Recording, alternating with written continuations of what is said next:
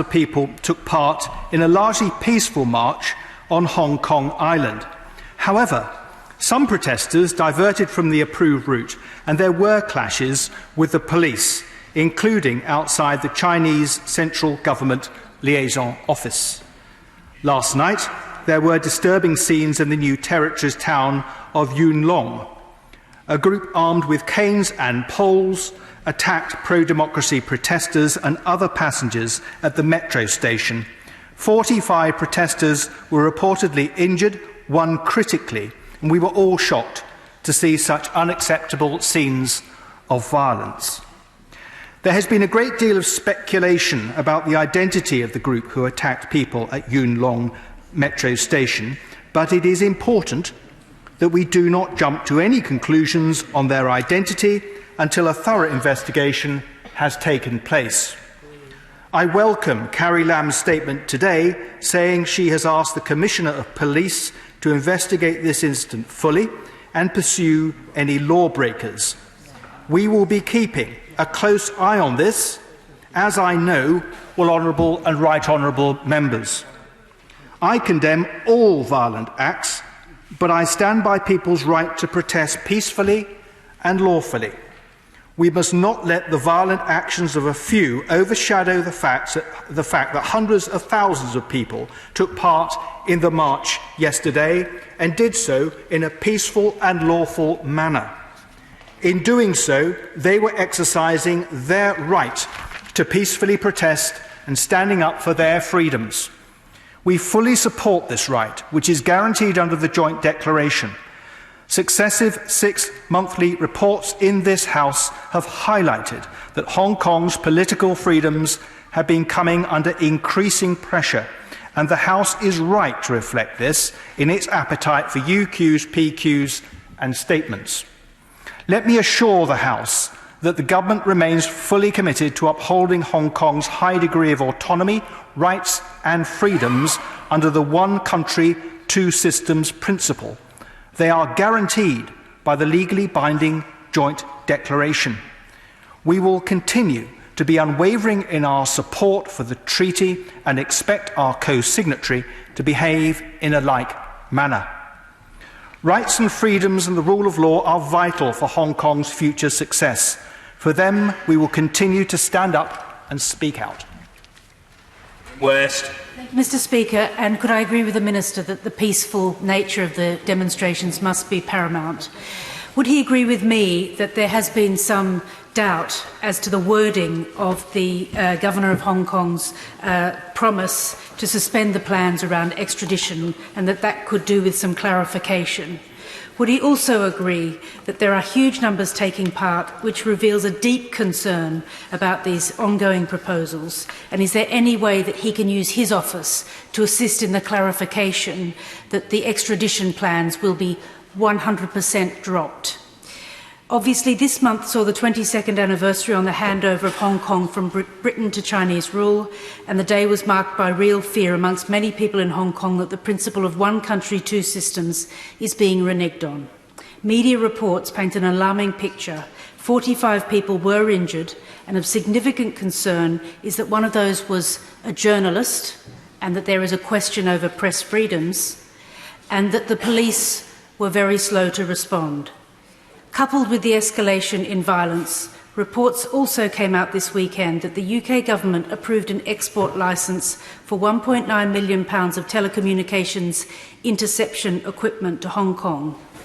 Would the Minister of State tell the House what human rights assessment was made before the approval of that licence, given concerns that have been raised previously about the Hong Kong authorities' treatment of protesters during student protests in 2014? And how does the government intend to address the ongoing urgent concerns about the protests and the way they're being handled?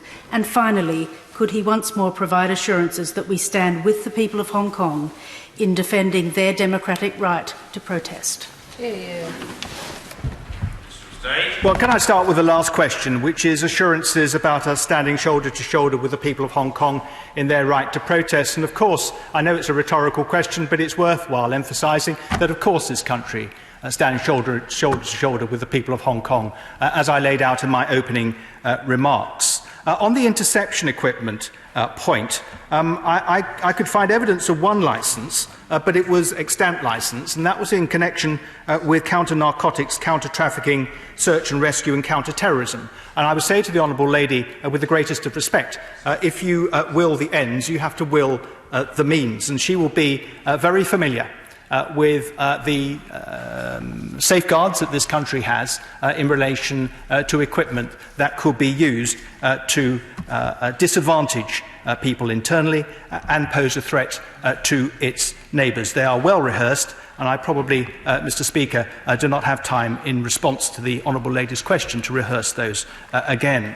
In terms of the Chief Executive, I think she meant Chief Executive and not Governor. I mean, actually, it's a Freudian slip, and it's perfectly understandable she should use it. But I do think it's important to understand the UK's position in all of this, because, of course, we are simply a co-signatory to the Sino-British Joint Declaration. We can't impose things, as was perhaps the case in the past, and neither should we. It's important to understand that Hong Kong's autonomous behaviour, which we stand fully behind in accordance with the tenets of the joint agreement. In terms of the status of the extradition arrangements associated with Carrie Lam, I think she's made it fairly clear that this is dead in the water. In terms of the one country, two systems undertaking, of course, that remains our view, and indeed it's in the interest not only of Hong Kong, but I would also humbly suggest in the interests of China as well, and we will continue in our discourse with Beijing to point that out. She rightly comments on press freedom. Of course, it is at the forefront of the mind of ministers in the FCO right now, since we have recently hosted with Canada the Media Freedom Conference, at which many of these issues were aired, and I don't think anybody can be left in any doubt as to the position of the United Kingdom in this matter, which is full square behind those journalists who serve us so well in articulating concerns and reflecting upon world events in the manner that they do, and we'll stand full square behind them. She mentions police behaviour. It's important that police behaviour in the UK, in any country, is fully scrutinised. We have a proud tradition of that in this country, and we want to inculcate those norms and practices elsewhere. In general, Hong Kong is a peaceful place. It has a good record for safety as a city. It has an independent judiciary who ultimately would be tasked with forming a view on whether the police have behaved appropriately. But before that, it's important that matters of concern are investigated internally, and I'm very pleased the Police Commissioner and the IPPC in Hong Kong has undertaken to do just that. Fiona Bruce. Thank you, Mr. Speaker. Regarding Hong Kong citizens' fundamental rights and freedoms, the Chinese government has warned the UK to, I quote, know its place and stop interfering in what is a, quote, purely internal affair. Does my right honourable friend disagree with that assessment, and will he make that clear to the Chinese government, and that it is perfectly in order for parliamentarians here in the UK to engage on this issue? And may I put on the record, Mr. Speaker, in this place, that UK parliamentarians will not be warned off doing so, whatever warnings we receive individually. They certainly won't be. I am aware of such efforts, as the Honourable Lady knows. Such efforts to silence members of this House are both improper and extremely ill-judged. And the sooner their authors realise that, so much the better. Minister. Indeed, Mr. Speaker, I hope I made my views on this matter plain in my opening remarks, and I agree with my honourable friend in her points. It is the case that China and the United Kingdom are co-signatories and equally responsible for the Sino-British Agreement. And we expect our co-signatories, as I said in my opening remarks, to honour them as we have done. In general, I believe China has attempted to do that. And in our discourse with China, we will continue to impress the importance of this, as I know the Prime Minister did in Downing Street with the Vice Premier on the 17th of June. Very much thank the Minister for what he said. Helen Goodman. Thank you for granting this urgent question, Mr. Speaker. I'd also like to congratulate my honourable friend, the member for Hornsey and Wood Green, on securing it. The situation in Hong Kong is getting more and more serious by the day. The temporary suspension of the extradition laws was never going to be enough to appease the protesters. Their demonstrations are the culmination of years of frustration and the fear of interference by Beijing in Hong Kong affairs. It is time for some significant change. Mr. Speaker, yesterday's vicious attack on pro-democracy protesters making their way home by a mysterious armed mob is a new and sickening low in this sorry chapter. It is nothing less than an attempt to bully and frighten these peaceful protesters into submission. The Hong Kong police have come in for a lot of criticism since June for their heavy-handedness and brutality. But on this occasion, they were nowhere to be seen. Over 40 people were injured in the attack. So my first question is, why was it allowed to happen? Our call for an independent inquiry has so far been met with a less than satisfactory response. I therefore wonder if the Minister can update the House on the Foreign Secretary's call for an independent, judge-led inquiry into the conduct of the Hong Kong police. We do not know who these people were or who put them up to it. However, it is vital that we find out. Does the Minister have any information as to the identity of the attackers and where their orders came from? Well, Mr. Speaker, firstly, I share the Honourable Lady's assessment of the deteriorating situation politically in Hong Kong. I also share her revulsion at the scenes we saw on our television screens over the weekend. We have called for an independent inquiry, and we would like to know what the scope of such an inquiry would be. That's important, particularly since this is evolving. And when we originally called for such an inquiry, of course, some time ago, we were presented with certain facts and were calling for such an inquiry on the basis of what we knew at that time. Since when things have changed and different things have happened, we would like those things too, including the events over the weekend, to form part of that inquiry. So this is a rapidly evolving piece, but we do need to know to what extent this inquiry is going to be full and comprehensive, and she's right to say, crucially, independent. It probably is not sufficient simply to have an internal police inquiry, which is what the IPCC would be in a Hong Kong context. It really does need to involve Hong Kong's excellent and well-respected judiciary. I can't really speculate on the nature of the individuals who are responsible for last night's attacks. I think it would be very premature to do so. But in any such comprehensive inquiry, I think those things do need to be explored. But she will understand that at this stage, it would be unwise and unreasonable to speculate, though she will have seen the same press reports that I have. Richard Graham.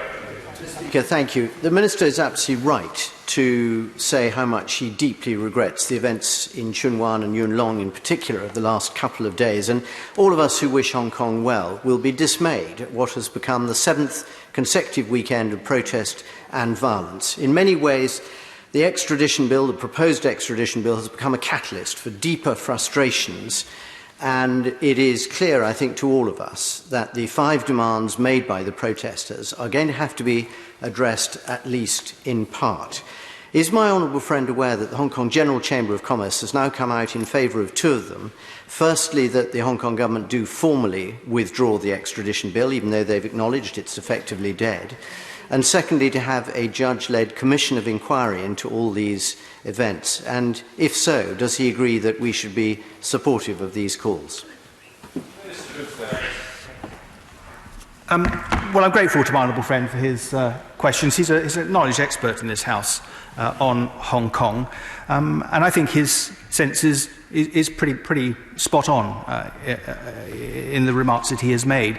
In terms of the extradition bill being a catalyst for other things, it is a bit like uncorking a bottle, isn't it?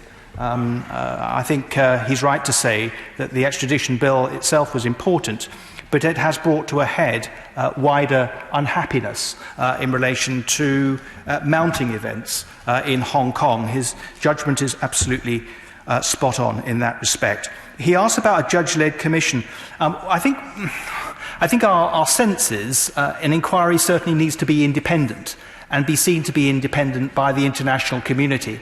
I think it would be wrong of me at this dispatch box to ordain the terms of reference of such an inquiry, although, as I've already said, the judiciary in Hong Kong is held in high regard and generally regarded as being absolutely independent, and one is perhaps drawn towards judicial involvement as a way of assuring the international community that these matters, in the fullness of time, are investigated fully and comprehensively. Martin Doherty-Hughes. Thank you, Mr. Speaker. I would say the juxtaposition of this question with the statement later today on the Gulf illuminates what is going to be an increasing geostrategic workload from an incoming administration. Though the Minister should know that I'm sure the entire House supports their standing up to China to ensure the rights of Hong Kongers as guaranteed in the handover agreement. But if I may say so, the previous attempts to do so have been hindered by what I would say is a lack of wider UK strategy in the Indo-Pacific region to deal with the weighted issues around the rise of China that our allies have been dealing with for over a decade. Therefore, would the Minister be willing at some point to bring forward a China strategy to be debated on the floor of this House to stop the continual oscillation from successive UK governments between fill your boots appeasement and knee-jerk Trumpianism? Oh, I think that's very harsh, if I may say so, Mr. Speaker. It's our endeavour, clearly, to work with the Chinese government. It would be bonkers not to do so, wouldn't it? I mean, he's tempting me down a road, I think, that would cause all sorts of difficulties in trying to advance the sort of human rights issues which I know both he and I hold dear. But we will be critical of China as we go forward if we think that is appropriate. But I think the important thing is to insist on the tenets of the joint agreement of 1984 and hold China's feet to the fire as a co-signatory. We respect that agreement. I know China would want to respect that agreement if it wants to continue working with the UK on a range of issues, a range of common interests, and on that basis I hope we will move forward. Victoria Prentice. Mr. Speaker, does the Minister agree with me that the rule of law is essential to the economic stability of Hong Kong? And does he also agree with me that our definition of the rule of law, that is the definition generally understood in the international community, is not that China always understands? Well, I certainly agree with my honourable friend that working together to ensure prosperity in Hong Kong is absolutely vital. In terms of the rule of law, look, we have to work with a number of systems across the world, and I think we need to be just a little bit careful about insisting on a particular model. I'm really proud of our norms and our values, and I have no difficulty trying to inculcate them. But I think we also have to be respectful of our partners, and in engaging, particularly in human rights, we need to make it clear where we are coming from and the importance we attach to this, including, actually, when we come to strike trade deals with them, and it's perfectly legitimate to contain reflections on human rights within such agreements, but we do also have to respect our interlocutors. Tom Brake. One of the people injured at Yuen Long was a journalist, and the government just over a week ago set up a committee that is going to protect journalists, which is clearly very welcome. Could the Minister set out how he thinks that in future that committee might be able to help journalists in Hong Kong who want to cover this matter impartially? Well, I think he will. Well, I hope he will have admired the Foreign Office's, the Foreign Secretary's personal efforts in respect of media freedom, which came to a head, obviously, with the conference to which he refers. I think across the globe now, Britain, if it was in any doubt before, is now widely respected as being in the lead in this matter. In terms of the committee to which he refers, I think it would be perfectly reasonable for such a body to take a view on the treatment of journalists who have been abused. It's a worrying tendency at the moment across the world for journalists who are doing their very best to promote an open and transparent society and world order to be abused in the way that they have been, sadly, also in Hong Kong recently and in other parts of the world. So I share his concerns. Clearly it's up to the committee to work out how it's going to do its work, but no doubt it will be taking note of this particular abuse to which he refers. Richard Drax. Thank you, Mr. Speaker. Hong Kong is a peaceful place, Mr. Speaker, but there's growing evidence that the Chinese government are quite prepared to throw their weight around. And if these so-called triads, if indeed they were triads, they don't just go around attacking people on the station. That just doesn't happen unless they're instructed to do so. Does the Minister share my concern for the future of the island, that if this sort of thing is happening now, what's going to happen in 47 when the country is handed back, or the island is handed back to China full-time? Well, he's right to say that in 2047, the formal period covered by the Sino-British joint agreement comes to an end. And it is the hope of this government that the good practice that is contained within that agreement, and which we hope will continue during the timeline of this particular agreement, will continue thereafter. In particular, the commitment to the one country, two state system and the basic law and everything that is contained within that, including measures to further democracy beyond that which currently exists. So I don't necessarily share his pessimism. But what I would say is there is real benefit in the special status of Hong Kong as far as China is concerned, and I hope very much if it wants Hong Kong to continue to be a place where business is done, where foreign revenue is earned, that it will insist upon the continuation of human rights and democracy which underpin the uniqueness of Hong Kong to the mutual advantage of Hong Kong and mainland China. Thank you, Mr. Speaker. The Minister will be aware of the horrendous level of artificial intelligence-enhanced digital surveillance under which Chinese citizens, and particular Uyghur Muslims, are obliged to live. Does he know to what extent that applies to Hong Kong, whether or not it contravenes elements of the Sino-British agreement, and will he confirm that whoever is the next Prime Minister, however desperate they are for a trade agreement with China, Britain will always stand up for human rights in Hong Kong and China? She will forgive me if I don't comment directly on security matters. However, in terms of human rights, I did make it clear in my remarks that human rights and trade and prosperity are two sides of the same coin. I hope I made that very clear.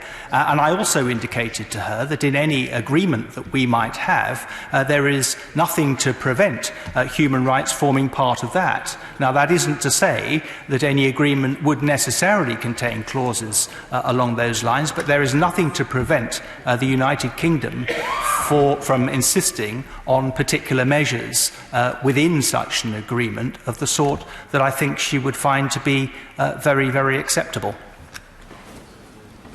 Bob Stewart. Thank you, Mr. Speaker. I'm very pleased that the government has suspended the licences for riot control equipment to be sent to Hong Kong. But could I ask the Minister, are there any indications that our diplomats, or indeed the media, are being restricted in their movements within the island of Hong Kong?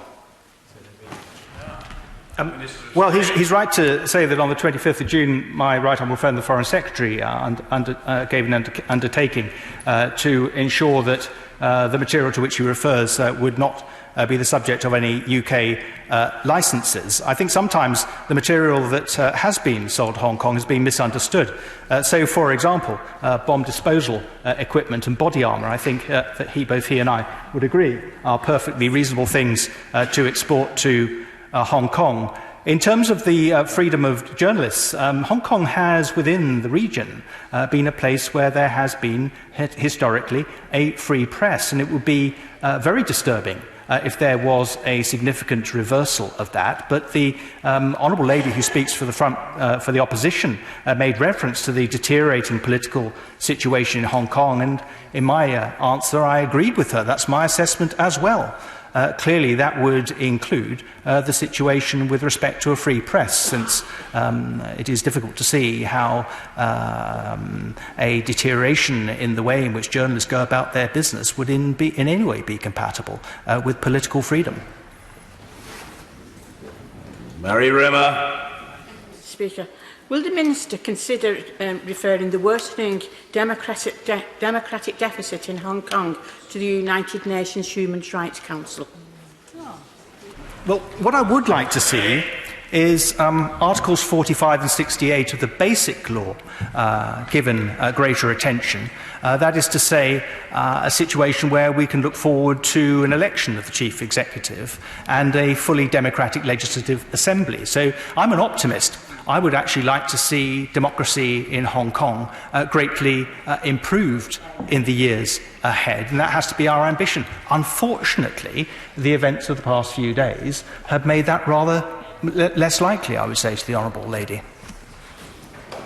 John Howe. Thank you, Mr. Speaker. Given that and the current situation, how has his thoughts changed on advancing democracy in Hong Kong? Well, as I said to the honourable lady, I'm an optimist, and I want to see democracy improved in Hong Kong, and I hope China would agree that its special nature actually is good for China too. It's good for Hong Kong, it's good for China, and it is good for China's prosperity.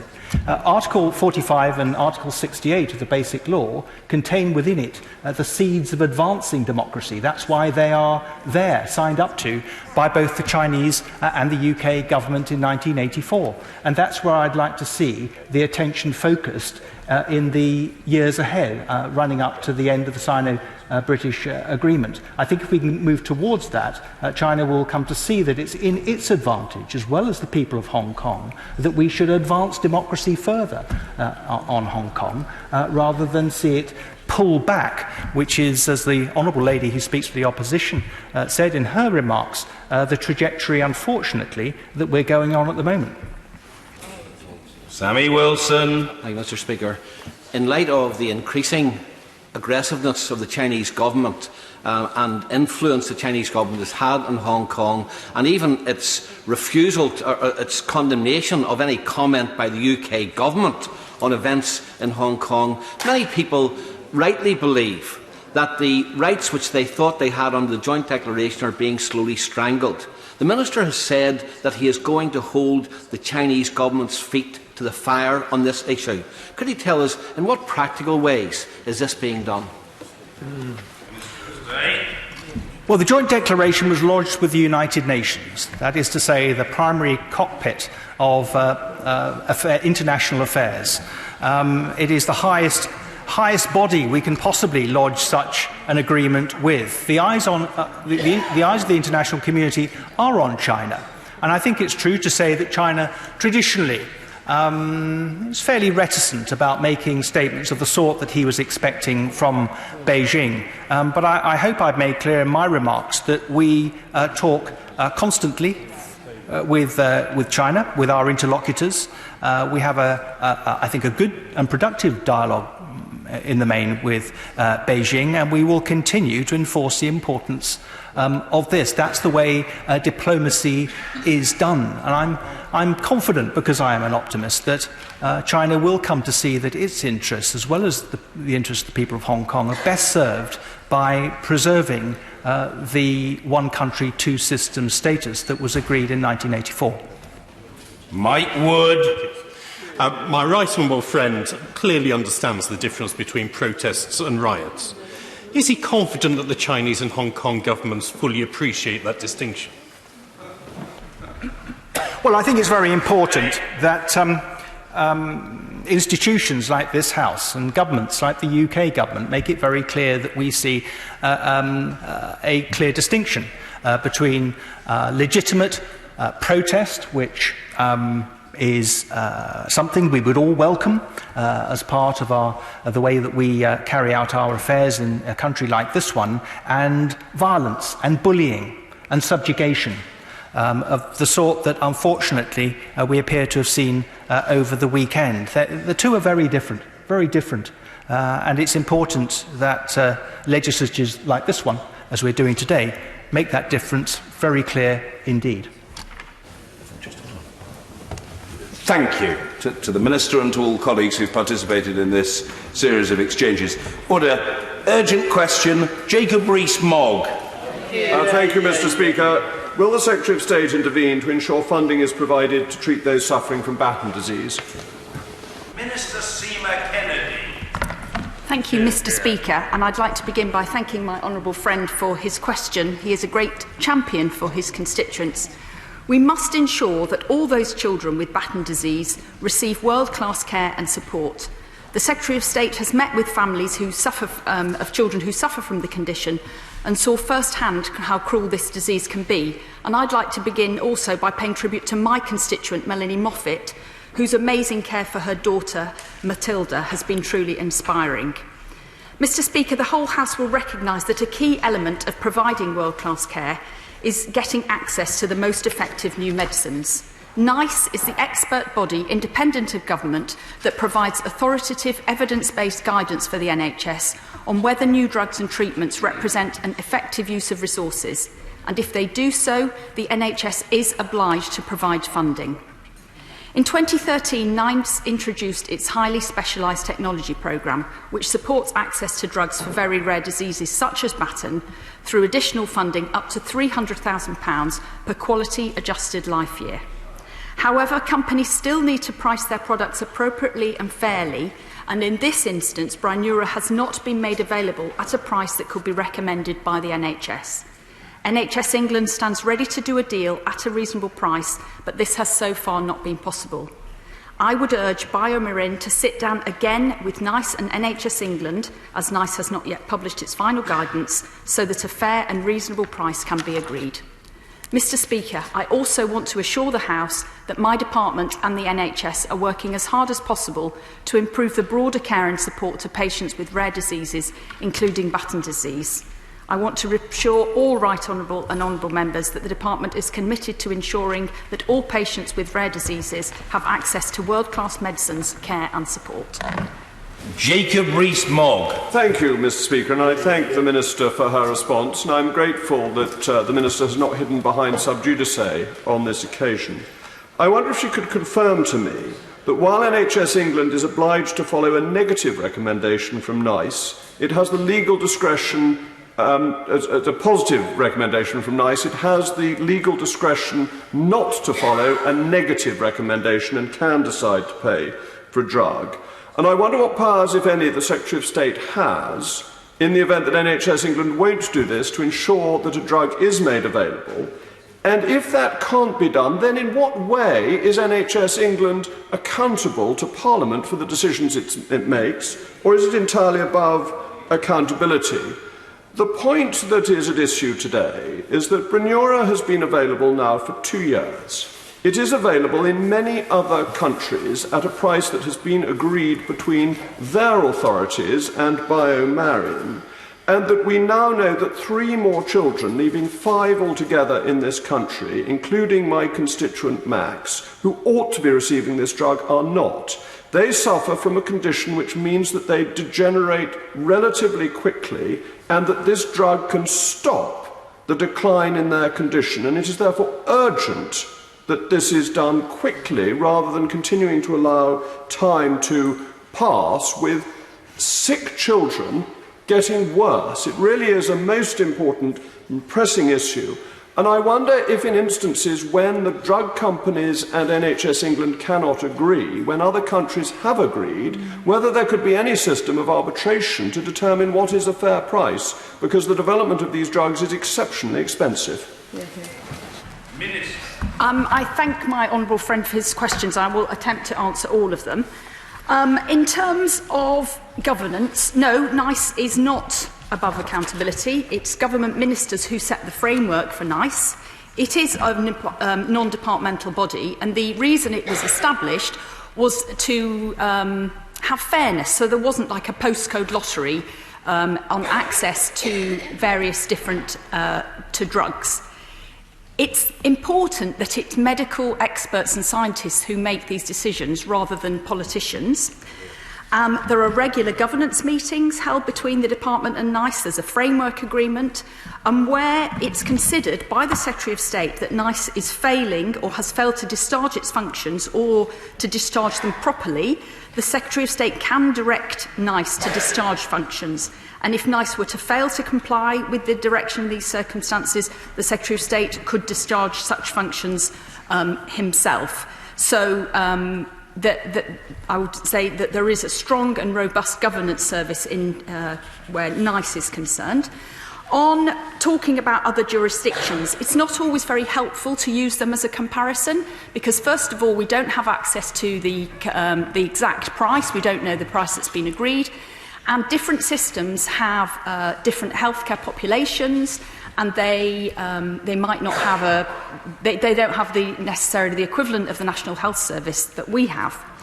In terms of access to Brinura, and I contribute to him and to Max and Max's family, and I know from the very moving testimony that my honourable friend and other honourable members, such as the Honourable Lady for Newcastle upon Tyne North, and from speaking to my constituent Melanie on many numerous occasions, that this is an absolutely dreadful disease. And this is why we want the NICE process in order to be able to bring drugs to market as quickly as possible. And we know that drug companies find it difficult to develop, that it's very expensive, and this isn't necessarily drugs that are going to be paid for by having millions of sufferers globally, and therefore a different system needs to be in place, and that's why the bar for QALYs is so much higher. In terms of the arbitration, that's a very interesting suggestion. I'll take it away. I don't know. And on the NHS England, the negative procedure, yes, in theory, we could do that, but it's unlikely if NICE does not recommend a process. I would say on overall, when these, where there is a dispute, not a dispute, but where a drugs company and NICE are unable to come to an agreement, and we see this with other medication as well, ministers do urge drugs companies to carry on negotiating to have a fair price, because the point is that every pound that is spent on one drug is a pound that we can't spend on drug for another sick person. Mrs. Sharon Hodgson. Thank you very much, Mr. Speaker, and thank you for granting this urgent question. I would like to start by thanking and congratulating the Honourable Member for North East Somerset for securing this urgent question following his adjournment debate last week. And I don't doubt that he would have preferred if the Minister had come before the House voluntarily rather than being forced to come to the House today with his urgent question. And, Mr. Speaker, time and time again we come to this place to talk about a drug and its benefits to patients, only to be told that no matter how good it is, people cannot access it on the NHS. And amongst all the politics, there are people, including children like Max, who are suffering. No parent wants to hear a critical diagnosis for their child who has not yet really even experienced childhood, let alone reached adulthood. But Brineura, a drug available by Biomarin, could stop the progression of Batten disease, as we've heard, and an assessment by NICE has found that Brineura could provide 30 extra years of good quality life to patients. But, as has become expected when we discuss drugs for rare diseases in this place, Brineura is not available for patients on the NHS. And NICE confirmed earlier this year that they were unable to recommend the use of Brineura on the NHS because of cost effectiveness. Now, the drug costs, from what I've been told, over £500,000, £500,000 per person for each year's treatment. Biomarin also have another drug for rare diseases, Kuvan, for patients with PKU. And again, PKU patients do not have access to Kuvan because it's deemed to be not cost effective also. So does the Minister therefore agree with me that the NICE appraisal process is just not fit for purpose when it comes to accessing the suitability of drugs and treatments for rare diseases? Access to Brineura would help give patients and families their child back. It would allow them to enjoy time with their child, to treasure special moments with them. But as time ticks on without access to the drug, parents will witness their child's condition deteriorate, and no parent wants to see that. We therefore really do need an appraisal process that will capture rare diseases effectively. So will the Minister step in and personally urge Biomarin, NHS England and NICE to meet in order to come to an agreement? Families just don't want to hear warm words today from the Minister. What they want and need is access to medicines now. So I therefore hope that this urgent question will result in real change in how we access and address rare diseases. Thank you, Mr. Speaker. I have already when I answered my honourable friend, I urged Biomarin to get back round the table again with NHSE and NICE to come to a fair and reasonable price. In terms of NICE and the rare diseases, it's already recommended drugs for 75% of rare diseases drugs through its technology appraisal programme have been approved, such as drugs for idiopathic pulmonary fibrosis and neuroblastoma. Of course, NICE's methods for process and review are constantly reviewed, and they are internationally respected, and they know that they have to keep up to date with developments in science and medicine and healthcare, and there is a periodic review going on at the moment, and that includes extensive engagement with stakeholders. Andrew Griffiths. Mr. Speaker, and I thank the Minister for coming today and providing more information. But on Friday, I met with the parents of Michael. Michael is one of my constituents. He's 4 years old. He was diagnosed with Batten in February. Already, he's lost almost all of the ability to walk. He's lost almost all of the ability to speak. His parents are desperate to get him access to this drug. I understand when the Minister says that it's sometimes not helpful to compare different countries and their access to drugs. But this drug is available in 20 different countries, including Wales. If Michael lived in Bangor rather than Burton, he would be getting the drug that could stop the progression of this disease now. So it's simply not acceptable to say, let's not compare what happens in other parts of this country, the United Kingdom. And I think we need to know more about that. The Minister talks about her desire to get Biomarin around the table. But time is of the essence for these children. Every single day matters in terms of stopping this disease in its tracks. So will she agree to pick up the phone to Biomarin and ask them personally to come around the table and to negotiate with NICE? And finally, if in Wales they can afford to give children this drug, she must have an idea about the scale and the size of the difference between what we can afford to pay in England and what they are paying in Wales. And in that case, we have to find a solution to make this drug available to parents and to children here in England. Thank you.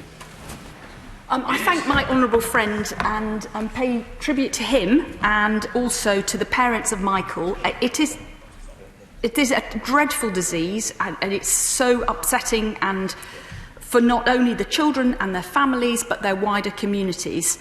Again, healthcare in Wales is devolved, And again, I would urge BioMarin to get back round the table, but I can reassure my honourable friend that I will make contact with the Chief Executive of NHS England to make sure that he is just taking forward those negotiations with BioMarin, because he's the negotiating party, and I will make sure that I've done that, and I'll let him know when I have done. Catherine McKinnell. Thank you, Mr. Speaker, and I thank you, Mr. Speaker, for granting this urgent question, and to the honourable member for North East Somerset for securing it, because the families of children with Batten disease have been left dangling for far too long, and the delay in a positive decision being arrived at for what is a really obvious use of NHS funding, if you were to ask any taxpayer out there, is just too painful for many of them to bear, and it's completely unacceptable, the stress and anxiety that they are being caused, because the Minister acknowledges it's a dreadful disease, but it's a dreadful disease that has a treatment, a highly effective treatment. It doesn't just score 30 qualies. They've acknowledged it scores way beyond that, but it's an arbitrary cap that is set by NICE that NHS England are adhering to. So can she please confirm whether NHS England can use a budget exemption in these circumstances to deal with the very tiny number of children that are affected by this? And what will she do practically? And what has she done since last week to not just urge BioMarin, but get BioMarin round the table with NHS England and NICE to get a positive outcome for these families and these children? I thank the Honourable Lady for the question. I know that she's spoken to me and spoken in this House about Nicole and Jessica Rich. I also agree that it is a highly effective treatment, but it's NICE that sets the guidelines, because they are the independent experts. And they're the ones who have, they're the ones that are responsible for the number of qualies. However, as I've already said, they are constantly reviewing their guidelines in the light of the best available evidence. And I've already said and reassured the House that I will make sure that I make contact with NHS England so that they are driving forward the process with BioMarin. Dr. Caroline Johnson. Thank you, Mr. Speaker. Mr. Speaker, I have looked after a number of children with Batten's disease through my career, and no one can underestimate the horrific nature of this condition, where a child develops apparently normally and then gets this horrific diagnosis, in which we know that they will suffer neurodegeneration. I completely respect the importance of NICE being independent, and in general, I do not get involved in these debates, but this one, I believe I should, because actually I think they have this wrong. This drug doesn't make a little bit of difference. It doesn't have an effect of making someone die a couple of weeks later. It is phenomenal difference in the quality of life for these children. Yes, the trials have been short so far, but a reasonable period of time, a massive difference, and I think we should do everything we can. I've heard the Minister say she will ask the Chief Executive of NHS England to get BioMarin back round the table. How long will she give him or her to achieve that? And if they don't succeed, what will she herself do to ensure that these children get these drugs as soon as possible? I pay tribute to my honourable friend for all the work she's done as a clinician, and I can only say again, and I know this is very disappointing, the House, that we have to rely on the NICE process to be independent. And I hear what the House is saying, that they don't have, some people have doubts about the process, but again, it is under review, it is internationally respected, NICE has been going for 20 years. And yes, these are exceptionally difficult cases, and this is why, as custodians of NHS funds, we have to be very, very careful, because every pound we spend on one drug is a pound we can't spend on another. And I hear what my honourable friend is saying, that this is a life-changing drug. And I hope that, and we would urge BioMarin and NHSE and NICE to carry on with their negotiations. Chris Bryant. There can be very few things as painful for a parent as knowing once your child has been diagnosed that there is a potential treatment out there which might make a radical difference to their life. And it will feel like some bureaucrat, whether they're medical bureaucrats or not, it will feel as if some bureaucrats are saying no. These little things, which would not have been diagnosed to me if I had gone to the doctor a year ago, now cost £7,000 a month on to the NHS, and I'm delighted that I'm able to receive them. But I do want to make sure that we have a proper system that makes sure that for the most rare conditions, there really is a possibility of making things available. There maybe are only 36 cases in the UK at the moment. That means probably there are about 900 in Europe. And if you included the Commonwealth, probably several thousand more. Why don't we have governments sitting around the table together with other governments in the world to try and make sure that the pharmaceutical companies, who are not the baddies in this, these are the people who investment, I think the Honourable Member's investment made these pills available for me in part, but investment is a good thing in these pharmaceutical companies. Why can't we get the companies to sit down around the table with governments to make sure that more of these rare disease conditions can be treated? We are determined to improve treatments for people living with rare diseases, and as the Right Honourable Gentleman has pointed out, of course they have to be treated differently because there are fewer people affected by them. We've got the rare diseases strategy. We are trying to use genomics to better diagnose and treat diseases. And we're trying to be the first health service actually to put genomics into day-to-day health delivery. And then we'll be able to diagnose and treat more quickly diseases such as Batten.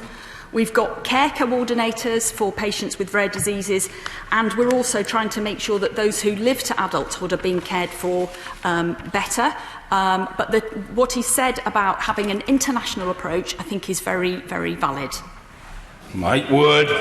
Speaker, the Minister rightly speaks about NICE's important role in eliminating postcode lotteries. Does she agree that it is the independence of NICE that is so vital in making sure that once an agreement is reached with Biomarin, that it is available to patients wherever they're from, whether it's Penwortham in her constituency or Pensnet in mine? I couldn't have put it better myself, Mr. Speaker. David Hanson. The point, Mr. Speaker, that my honourable friend for Rhondda just made about international cooperation, in fact, already exists, because there is a European agency examining the very issue of treatment of rare diseases, established in January this year, funded by €101 million, of which the UK is currently our participant. My question to the Minister is, will we be in the event of withdrawal after the 31st of October? Good question.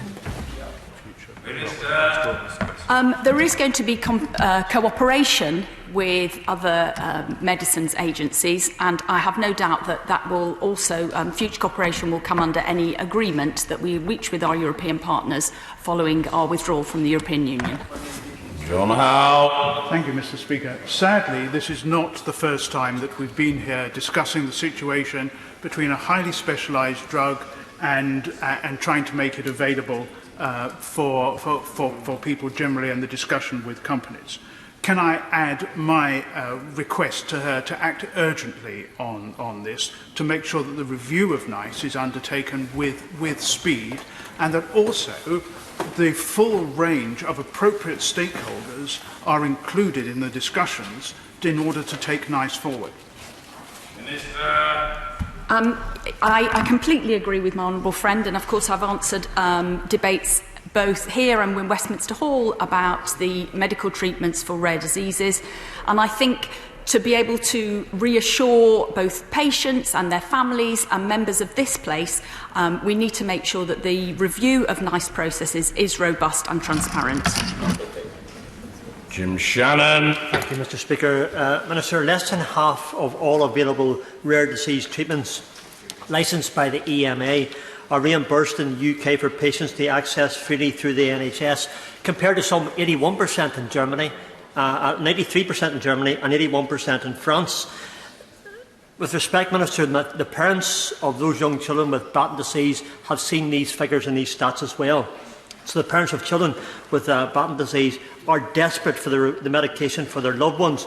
So would the Minister agree to an urgent review of the funding for these treatments for our own UK citizens? What I would say in terms of funding, of course, we are putting record amounts of funding into the NHS, but I would rest again on the independence of the NICE process, the fact that it's experts, clinicians who are making these decisions. I agree that these are dreadful decisions, and it is very, very hard for us to make them, and this is why we rely on expert advice from those people. And I would also say to the honourable gentleman that it isn't always a good comparison to look at other jurisdictions. Mary Rimmer. Thank you, Mr. Speaker, and I thank the member for securing this debate today.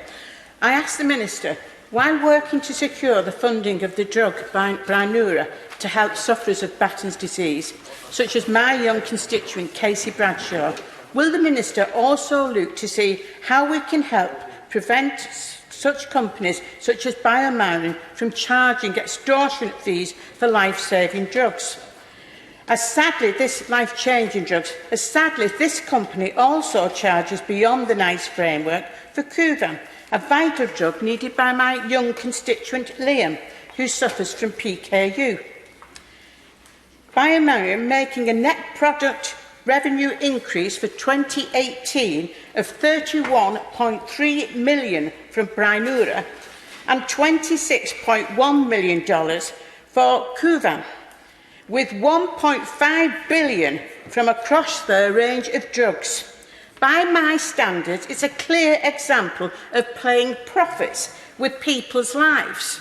And it hurts me even more that children are suffering this, and it's not on. It's time that governments got together and took it to heed. We don't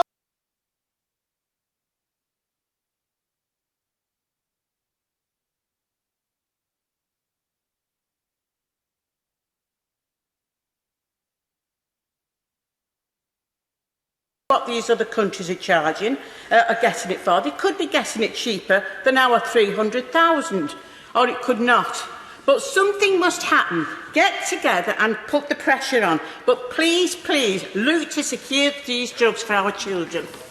Minister. Well, I've paid tribute to Casey and Liam, and I think the honourable lady makes a very, very important point. Of course, we want pharmaceutical companies to develop their medicines here so that they're brought first to the market here and so that it's our constituents who have access to them. But we also have an obligation to spend the taxpayers' money in a very, very fair way so that every penny we spend can be spent rightly and appropriately. And when it comes to PKU, when it comes to Orkambi, when it comes to Brineura, what we're asking is what the NHSE and all of us here is to the drugs companies. We will pay a price, but we want it to be a fair one. Nick Thomas Simmons. Thank you, Mr. Speaker. Earlier in this Parliament, I supported a young constituent of mine in securing access to Brineura. Whilst health is devolved in Wales, the NICE recommendations are still very important. The problem that I've seen over the past 4 years, unfortunately, is that those guidelines do not work particularly well when the disease is extremely rare. Does the Minister have plans to look again and review those guidelines so that people are not penalised simply because the condition they have is a rare one? What I'd say to the honourable gentleman is that honourable members have made clear to me their concerns about the NICE process for rare diseases. A review is ongoing and I will keep a very close eye on it. Well, I'm very grateful to the honourable gentleman from North East Somerset and to the Minister. I have a sense that we will very likely be returning to this matter in September, if not before. Order. Urgent question. Emma Little-Pengelly. Thank you. Can I ask the Secretary of State for Northern Ireland if she will make a statement on the eligibility criteria for the pension for severely injured victims? Minister John Penrose. Mr. Speaker, I am delighted to have the opportunity to respond to this urgent question brought by the Honourable Lady and to clear up some worrying misconceptions which have been circulating about it over the weekend. But before I do, the more observant here today will have noticed that I am not the Secretary of State. She is currently at Stormont, where discussions are ongoing, and I'm sure we all wish those discussions every success. Back to the matter at hand, Mr. Speaker, and I'm happy to confirm that it remains the Government's position that while it is right and proper to provide a pension for victims of troubles-related terrorist incidents, this should not become a pension for terrorists.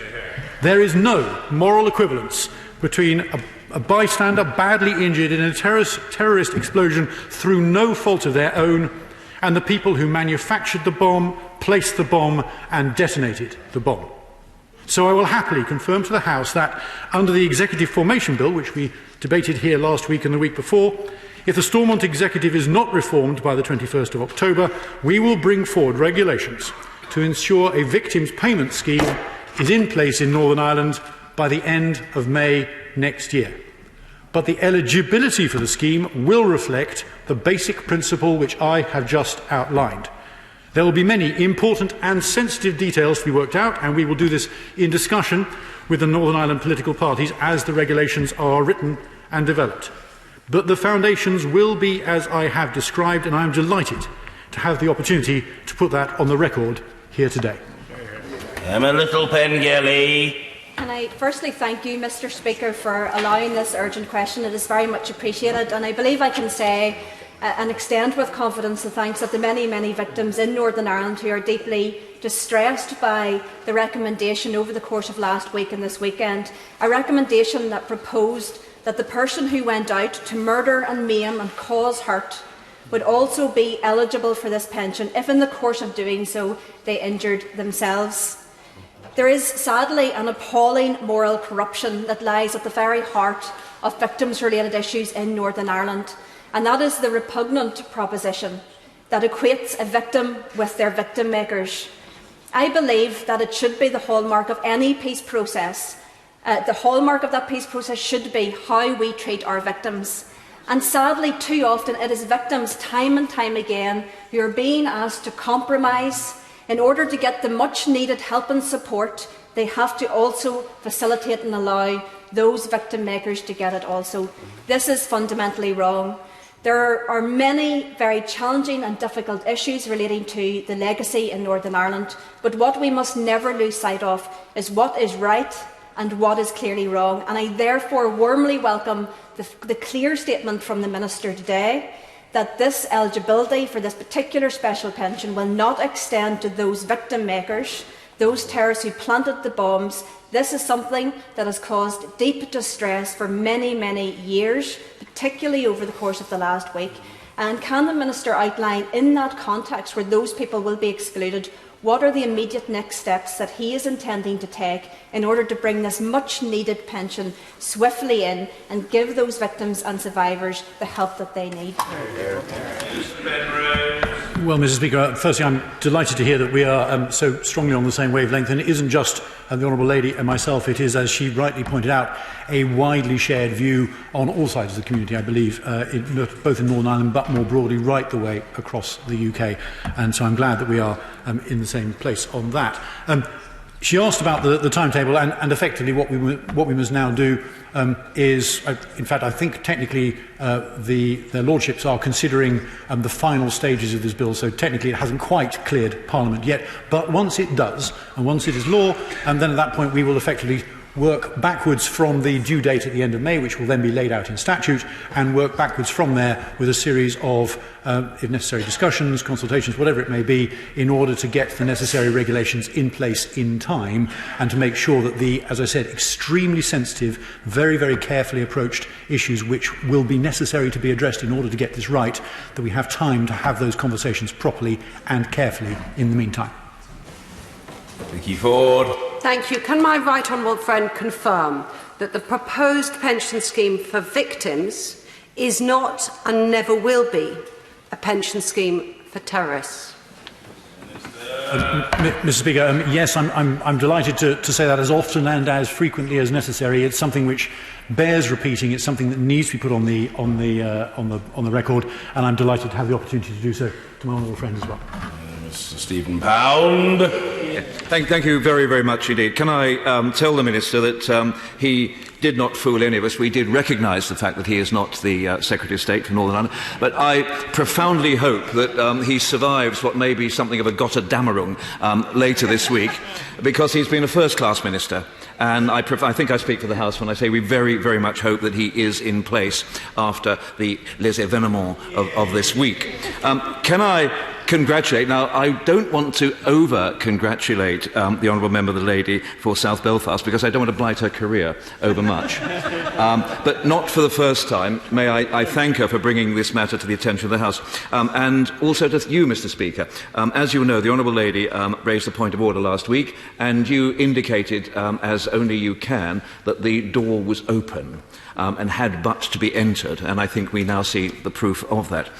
I have to say, I hope you'll allow me, in passing, to congratulate the Honourable Member for East Londonderry for the brilliant British Open in his constituency, and also to Shane Lowry. I have to say, the rain rather reminded me of high summer in Donegal at one stage, but it was superb. And I have to say, it really showed Northern Ireland in such an excellent light. And the more people who realise what a marvellous place it is to visit, the better. This issue, I think, and I'm very much as one with the Minister on this, this is something we have to absolutely put down a marker once and for all. The point is, when we're dealing with issues of the victims and of the potential duality of some standards, it's almost like being in an egg and spoon race. You advance very, very slowly and very, very delicately and very, very carefully, because the potential for disaster is very, very high. So may I, Mr. Speaker, state irrefragably and absolutely undeniably and completely without any possibility of misinterpretation that this side of the House do not wish to see any change in the definition of a victim as outlined in the 2006 order. Unless, of course, there was an agreement from the Northern Ireland political leaders, because legacy issues are decided in consultation with Northern Ireland political leaders and then legislated for in Westminster. But, Mr. Speaker, this side of the House has long been in favour of a pension for seriously injured victims and survivors of troubles-related incidents. We do not believe in compensating the victim makers. Let's get that on the record once and for all, and I think it's important that we do. Mr. Speaker, the Victims and Survivors Pension, however, is intended as a recognition of the damage done to the lives and livelihoods, and not as a service to be accessed. And the current definition of a victim was intended for use in application to services, originally services like healthcare, and latterly to the Victims and Survivors Service. If a system could be put into place through legislation in Westminster that would provide a pension for those who had been injured, in some cases as far back as the 1970s, and exclude those who were injured by their own hand, then we would support this. And we think that there is a need for more definition. If it does not mean changing the definition of access to services, we, as a civilised society, should provide for all those who are in need. So it was for that reason, Mr. Speaker, that the Labour front bench put forward an amendment that sought legislation but did not prescribe the form which it would take, mainly to try to get the amendment within the scope of the bill. And reference has been made to the House of Lords. I have to say, the noble Lord, the Lord Hayne, a former Secretary of State for Northern Ireland, moved an amendment in the Upper House which I think actually defines the issue even more closely. I would, however, ask the Minister whether he could address the 4 salient points contained in Lord Hayne's amendment.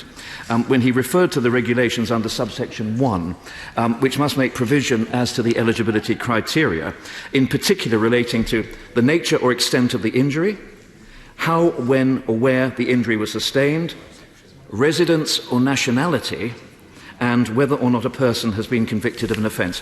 I think, Mr. Speaker, we are as one on this. We want to support and give aid and succour to those who, through no fault of their own, have suffered very often life-changing injuries.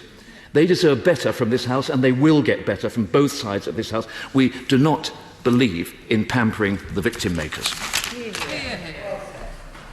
Minister Penrose. Mr. Speaker, I'm delighted to hear that the opposition front bench are in support of the broad principle which I've just enunciated, and that we are therefore of very similar minds on this. That is extremely welcome news, and I thank them for that. And I can just confirm to the honourable gentleman that indeed I think the 4 criteria which he read out just now from the new clause about victims' payments are absolutely central to the process of working through the details about how we do this definition about who will be eligible for this new payment scheme. And that will be the way in which we deliver on the central principle which I outlined I hope very clearly in my opening comments about making sure that this is not a pension for terrorists. Mike Wood. Will the Minister ensure that the no fault to their own principle that he has set out specifically excludes those who are engaged in terrorist acts from receiving support such as this pension? Minister. Yes. Oh, very well done. Now. Well, one doesn't want to upset the leader. Mr. Nigel Dodds. Well, thank you very much indeed, Mr. Speaker. I appreciate that very much. Could I welcome what the Minister said very warmly, and also the Shadow Minister in the House today on the consensus that there is on this issue, and pay tribute to the many victims, including Michelle Williamson, who lost both her parents in the Shankill bombing in October 1993 when 9 innocent people were murdered on the Shankill Road, and actually the bomber who injured himself in planting that bomb would be eligible if this action was not taken to disqualify terrorist perpetrators. So would the Minister join with me in thanking all those victims and victims' organisations who worked together to bring about a pension for victims, but also to make sure the eligibility criteria was absolutely right and proper? And also, would he care to comment on the Victims Commissioner's position in all of this? Because whilst there's a consensus here, she appears to have been out of step with many victims groups and victims on this issue, and does it really now call into question her position, since in a letter today in today's press in Northern Ireland, many victims groups have called into question her position on this issue? Well, Mr. Speaker, I would join with him certainly in paying tribute to the unstinting and, over a very long period of time, very determined work that has been done by victims groups over many, many years in order to get us to where we are today. We aren't there yet, of course. We have to get this done by the end of May next year, so there is more work to be done, but we are at least within sight. We're on the final lap, I hope. So, absolutely, and I'm sure that he and other Northern Ireland politicians will wish to reflect those views very, very carefully in the upcoming discussions which we'll have. On the Victims Commissioner's comments, she has, I think, suffered the full force of quite a lot of people's wrath over the course of the last few days.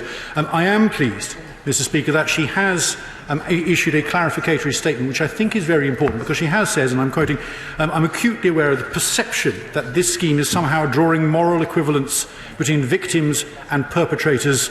That is not the case. I think that is a vitally important thing for her to have clarified. It is absolutely essential that she did so. I will leave her to answer her critics herself more broadly, but I think that that central point is very good to hear expressed in such clear terms from her.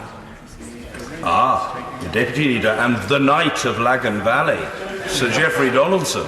Thank you, Mr. Speaker.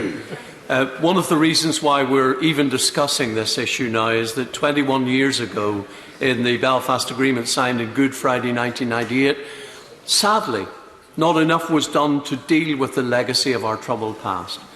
Will the Minister assure us that whatever happens, and we hope for a restoration of devolved government as soon as possible, that the government will proceed with implementing the legacy proposal subject to whatever changes arise from the consultation, so we can get on with dealing with these issues and the victims can have access to proper investigation of the murders that occurred during the Troubles? Well, Mr. Speaker, the honourable gentleman is absolutely right to say that the broader issue of the legacy of the Troubles is much, much wider than the specific point about victims' pension which we are discussing here today, and that therefore there are a whole range of other issues which have not been dealt with through the EFEF bill that we have been discussing. He will be aware, of course, because he and I have spoken about it elsewhere, that the government has just published the summary of the responses to the rather large consultation, 17,000 responses, just published the digest of what those responses said in response to the proposals about how the broader legacy issues might be dealt with. In due course, the government will then need to set out its broader reaction to that in order to take that broader canvas forward. He is absolutely right, those other issues are not going away and they need to be addressed, and promptly. Sammy Wilson. Mr. Speaker, if you'd called me earlier and upset the leader, I wouldn't have cared at all. Can I first of all thank the Minister for the clarification which he has given, and I think that it will be of immense relief to many people in Northern Ireland. But could I just push him a little further on this? Because there are some of those who have been involved in terrorist activity who now claim that because of what happened to them, either they were incarcerated or they were questioned by the police, or they had raids on their homes, that as a result of this they have had depression and mental illnesses, etc., which they may argue qualifies them for a pension. Could he give us an assurance that it's not just those who have injured themselves physically as a result of their involvement in terrorist activity, but those who claim to have mental illness because of their involvement in terrorist activity will not qualify either? Well, Mr. Speaker, the honourable gentleman raises a broader and very important point, which is for victims who will qualify, to begin with, it is important that we also agree and understand that there are valid and very, very serious conditions which can be non-physical, and we would not want to exclude people who have ended up with mental illness as a result of being victims who are injured through no fault of their own. So we absolutely should not be excluding non-physical injuries from our calculation about how severely someone is injured and therefore whether or not they are eligible. But he is therefore also right to point out that the flip side of that will be that when we are working out who we should be excluding from the definition in order to make sure that this doesn't become a pension for terrorists, therefore clearly mental illnesses and non-physical injuries need to be included in that half of the definition as well. Mr. Gavin Robinson. Thank you very much, Mr. Speaker, and I'm thanking the Minister for his principled and precise words that he has outlined this afternoon. He did recognise that if the institutions are restored, the amendments fall. But given that is the case, if the institutions are restored, the issue doesn't go away, and the principle still needs to run through whatever proposals emanate, be they in Belfast for Northern Ireland-based victims or indeed in GB for GB-based victims. Will he ensure and commit today that, come what may, the principles he has outlined, that we will support victims but not victim makers, will run true?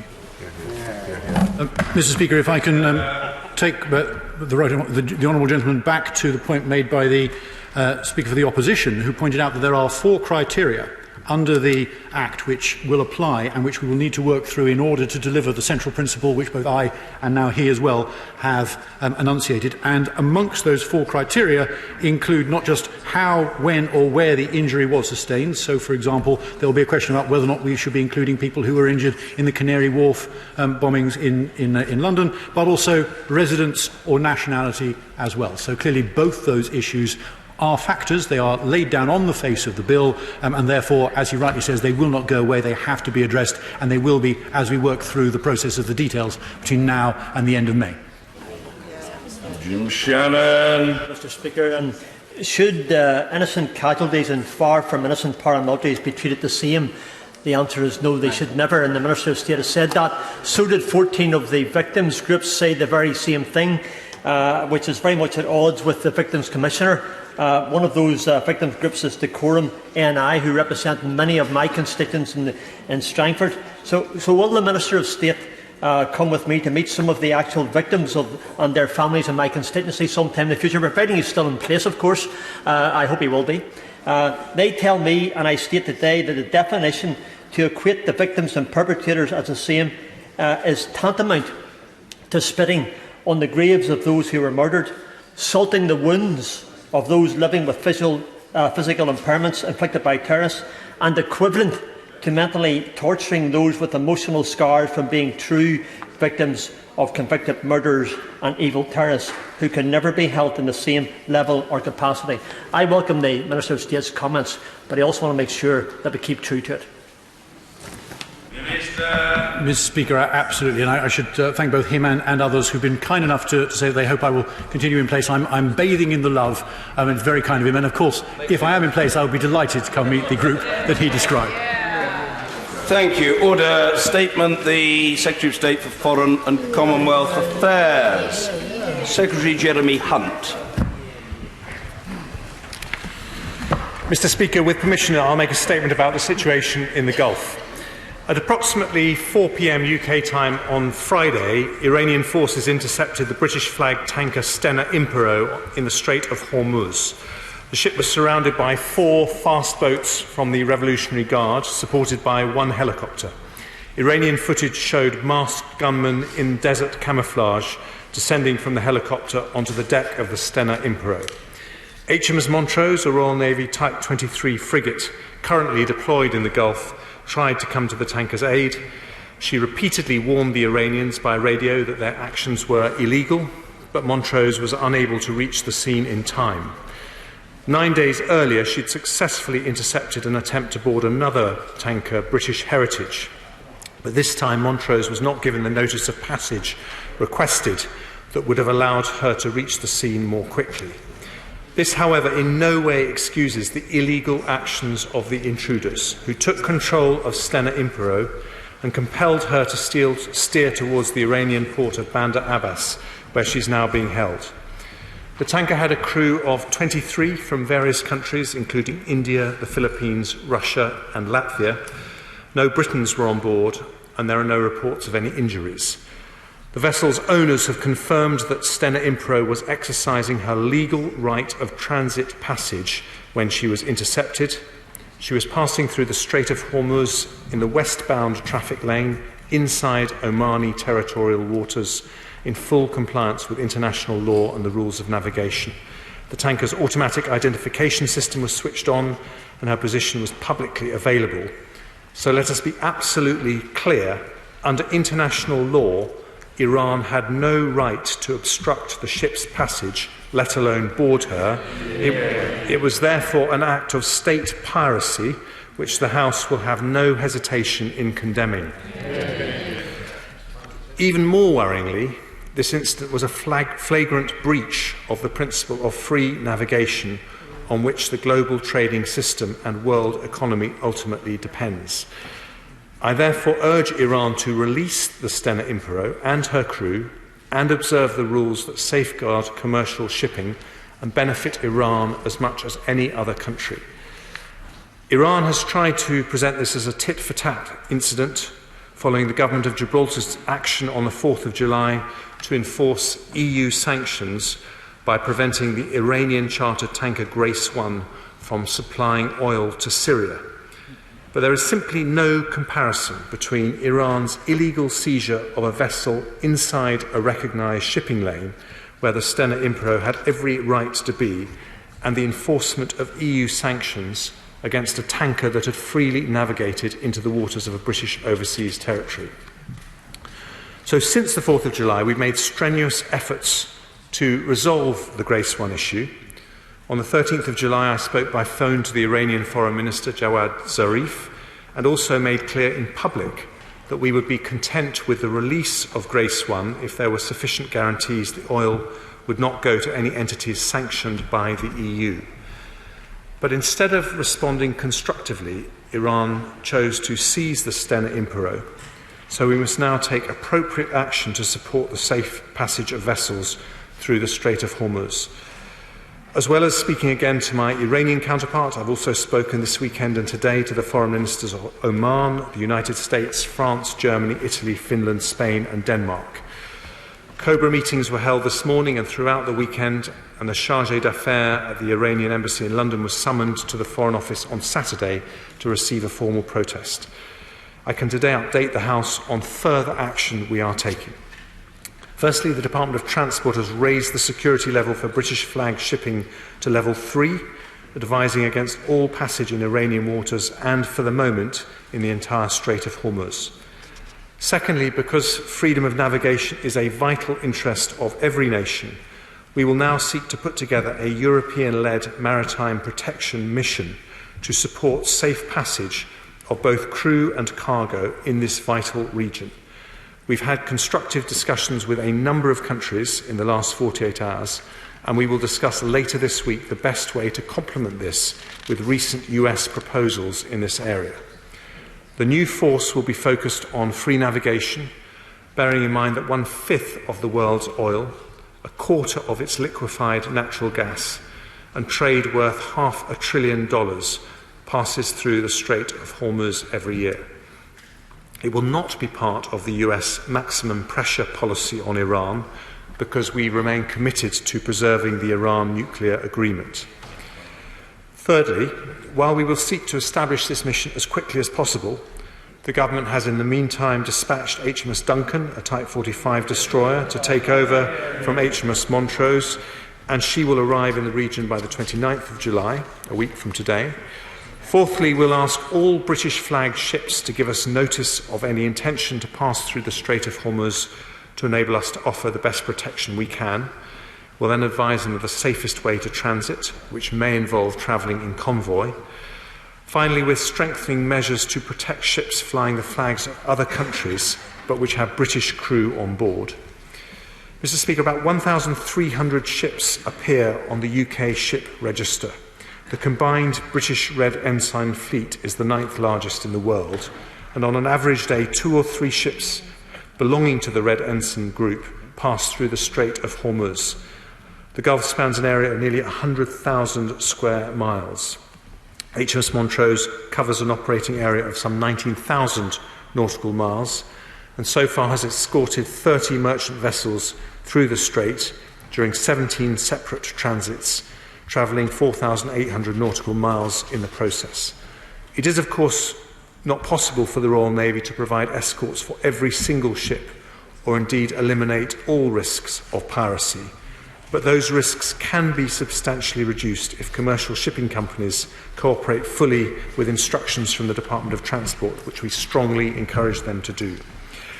These changes, both short and medium term, are made possible because of the commitment this government has already made to increase our security presence in the Gulf, including the opening in April last year of the first permanent British naval facility in the Gulf for over 40 years.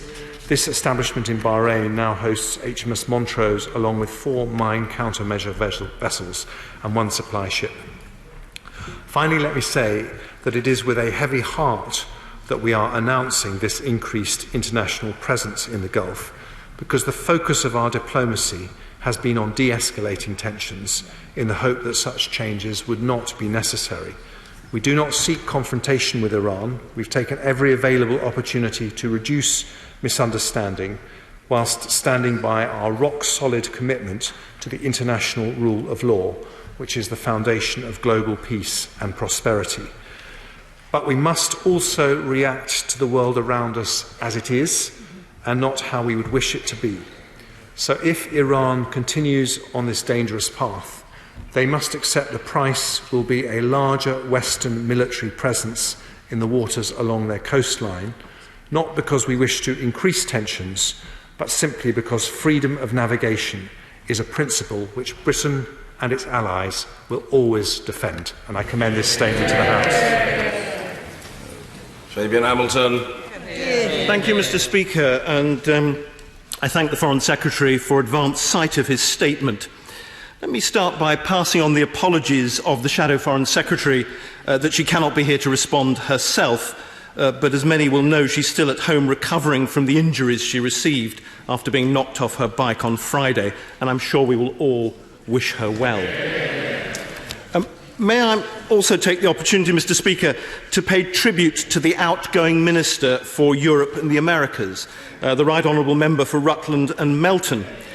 He has served the Foreign Office with diligence and distinction, in bad times and good, and he certainly can be forgiven for fearing that the bad times are about to return. But we thank him for the spirit in which he engaged in our parliamentary debates, and we look forward to him continuing to make those contributions from the back benches. I'd also like to add that in the unfortunate event that this Foreign Secretary's final appearance in his current role is today, we thank him too for the welcoming change in tone and the very welcome change in work ethic that he's brought to that great office of state, not least on the issue of Iran that we're discussing today. Mr. Speaker, Iran's actions in recent weeks in the Strait of Hormuz have been utterly unacceptable and should be condemned from all sides. Our thoughts, first and foremost, are with the 23 crew members on board the Stena Impero, and of course their families, who are facing this period of concern and uncertainty. And Mr. Speaker, we all know why these events have been taking place, because just like the tanker war in the 1980s, there is a simple and ruthless logic being applied by the Iranian hardliners who are now in the ascendancy in Tehran, just as they were 30 years ago. And it simply says, if you try and stop our oil supplies, we will stop yours.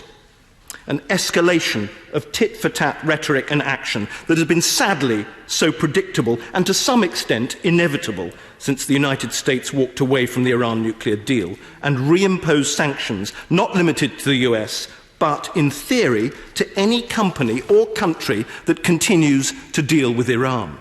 And I say in theory, Mr. Speaker, because as we all know, those countries like China, powerful enough to ignore the Trump administration's demands, have continued to import oil and gas from Iran while Washington turns a blind eye.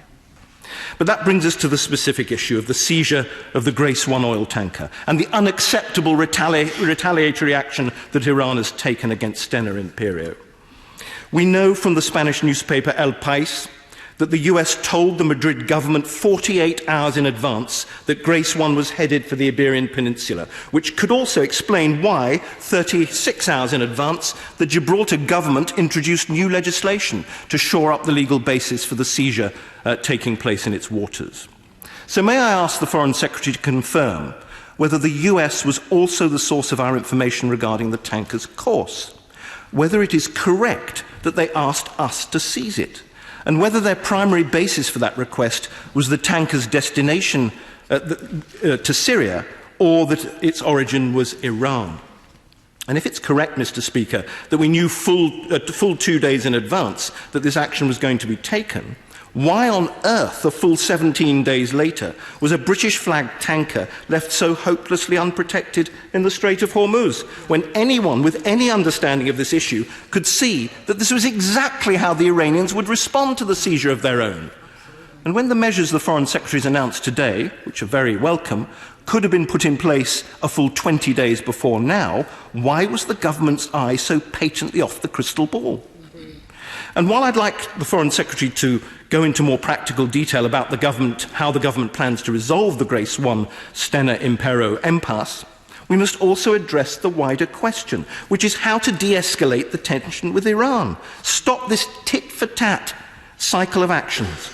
Get the nuclear deal back on track and use that as the foundation which it previously promised to be, to address all the other concerns we have about Iran, not least the continued detention of Nazanin Zahawi Ratcliffe and other British dual nationals. So let me close, Mr. Speaker, by asking the Foreign Secretary, setting aside the need to enforce sanctions against the Assad regime, with which we wholeheartedly agree, can he tell us what the government is doing to persuade the Trump administration to drop its sanctions against Iran?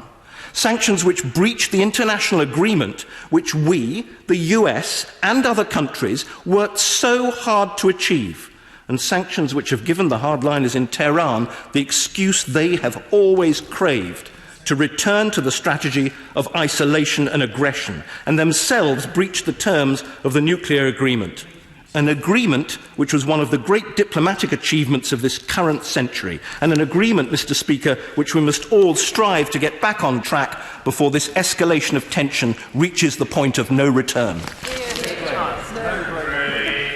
Well, Thank you, Mr. Speaker. And first of all, can I say that from this side of the House, we wholeheartedly endorse what the Shadow Foreign Minister said about the Shadow Foreign Secretary, who we wish every success in having a rapid recovery after her very unfortunate bicycle accident. And I think that will be something we all feel on this side of the House.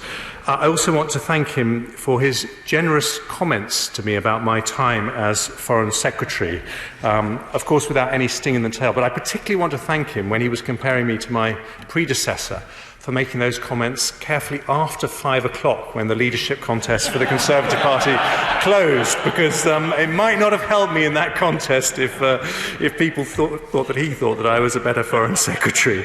Can I add my thanks to the brilliant service to British diplomacy made by the Right Honourable Member for Rutland and Melton, who was an outstanding Foreign Office Minister. He will be greatly missed inside King Charles Street, but not for long if tomorrow's result is the upset that I am hoping for.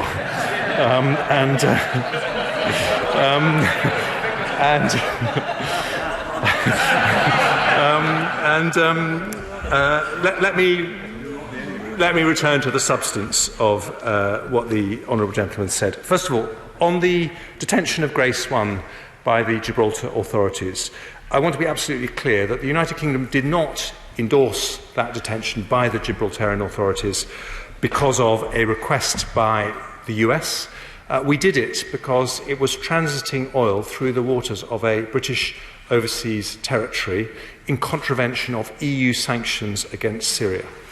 And we have been absolutely clear that our issue was the destination of that oil, which is President Assad's regime, because a fundamental objective of British foreign policy has been to make sure that we redraw the international red lines against the use of chemical weapons, which Assad has so tragically broken. So that is the reason, and that is also why we have sought to de-escalate the situation by making it clear to Iran that whatever our disagreements with that regime, we would support the release of that tanker if we could receive guarantees that that oil was not going to Syria. And we made that offer in public as well as in private, so that they would know we were absolutely serious about it. In terms of what we have done since the 4th of July, when that detention happened, there has been a huge amount of work. But let me tell him, on the security side, the Ministry of Defence have been extremely active. They've had officials posted at the Department for Transport, the dispatch of HMS Duncan, the raising of the threat level to level 3, the enhanced activity from HMS Montrose, which has done 17 transits in recent days for 30 vessels, including 16 which had the red ensign, 26 hours of helicopter flying by the Wildcat helicopters. And on the FCO side, we have been doing a huge amount to try and de-escalate the situation, including calls to my Iranian counterpart, my US counterpart Mike Pompeo, the Chief Minister of Gibraltar, who I also met, and attendance at the Foreign Affairs Council on the 15th of July, where I met the French Foreign Minister, amongst many others. So there has been a lot of things that have been happening. But with regard to his substantive point, I think it is important, if we are going to de-escalate the situation, that we do not conflate what happened both in Gibraltar and to the Stena Impero with the JCPOA and the different approach that we have taken to the Trump administration on the Iran nuclear deal. On most foreign policy issues, we are absolutely at one with the United States. We consider them our closest ally, indeed the alliance with the United States, to be the foundation of global peace and prosperity since the Second World War. We do have a difference of opinion on this issue, but we are also absolutely clear that when it comes to freedom of navigation, there can be no compromise, and that is why the solution that we are proposing to the House this afternoon is one that brings in a much broader alliance of countries, including other countries like us that have a different approach to the Iran nuclear deal. But the Iranians must understand that there will be no compromise on freedom of navigation in the Straits of Hormuz. This is absolutely essential for the global economy and for global freedom of navigation, and this country will not blink in that respect. Mr. Ian Duncan-Smith. Speaker, I'll start by welcoming absolutely what my right honourable friend has said. There is absolutely no question that it is the Iranians who have caused this problem, not the British. And therefore, any linking of this would be quite wrong, and I commend what he said on that. But I do also want to ask him a very simple question, and maybe it's one he's unable to answer at this point. We've known for some time that therefore there was a heightened problem in the Gulf, and that our strongest ally was there with some force. Why was it that we did not request or agree with them that in the interim, while we are getting the right resources into place, that they themselves do not act in concert with us to protect some of our shipping, as they said they could have done? Well, I always listen to my right honourable friend very carefully on all defence matters, and I want to reassure him that those close behind-the-scenes discussions with the United States as to how we can improve maritime security have been happening throughout this period. So those missions that Montrose has been on, the 17 transits that it's done, would not have been possible without US logistical support. And they have indeed made a proposal about how we could enhance maritime security more generally. They actually asked us to contribute to a maritime force on the 24th of June, which became a formal request on the 30th of June, and then they briefed NATO allies formally on it and the Washington Diplomatic Corps last Thursday and last Friday, and we will be talking to them about it later this week. And so we think that what they're saying is helpful and important, and we will be seeking to coordinate any European efforts on freedom of navigation with anything that the US does. But we want our contribution, the UK's contribution, to be to make that coalition as broad as possible. Stephen Gethins. Mr. Speaker, can I wish the Shadow Foreign Secretary a very speedy recovery as well, and also congratulate the member for Easton Bartonshire on her election to be the new Liberal Democrat leader. I look forward to continuing to work with her in opposing this Tory government. I'd like to thank the Foreign Secretary for his statement. I'd also like to thank him for the diligence and seriousness that he, unlike his predecessor, has brought to this role. It might be 5:20, but I'm not sure that would have swung it for him, regardless of when I'd said it. But I'd like to thank him nevertheless. Can I also pay tribute to the member for Rutland and Melton for the work that he's put into it? We've not always agreed, but I'd like to thank him for the collegiate nature, and where we have agreed, we've been able to work together as well.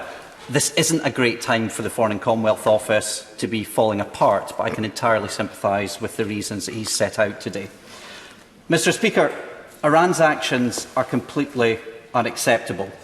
Those, along with the jailing of the innocent mum, Nazanin Zaghari Radcliffe, should tell us all what kind of regime we're dealing with here. Can I say to the Foreign Secretary, regardless who holds this post in the coming days, they must be fully on top of their brief when it comes to Iran. We must have a full complement of staff in the Foreign Office who are able to speak frankly on Iran. The damage done by the Foreign Secretary's predecessor has illustrated what happens when you're not fully briefed when dealing with Iran. Now, right now, there's a need for engagement, cool heads and a multilateral approach, and I'm glad to see the start of that with the Foreign Secretary's statement today. So can he set out what talks he's having with our partners, over and above the ones he's already set out, but in particular along the lines of what's happening with the Iran nuclear deal as well? That's a critical piece of work that will need to be done.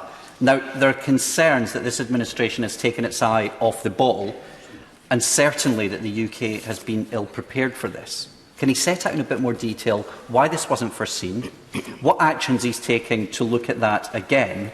This is a dangerous situation, and there must be a clear understanding of what's going on, as well as looking at ways to de-escalate the situation.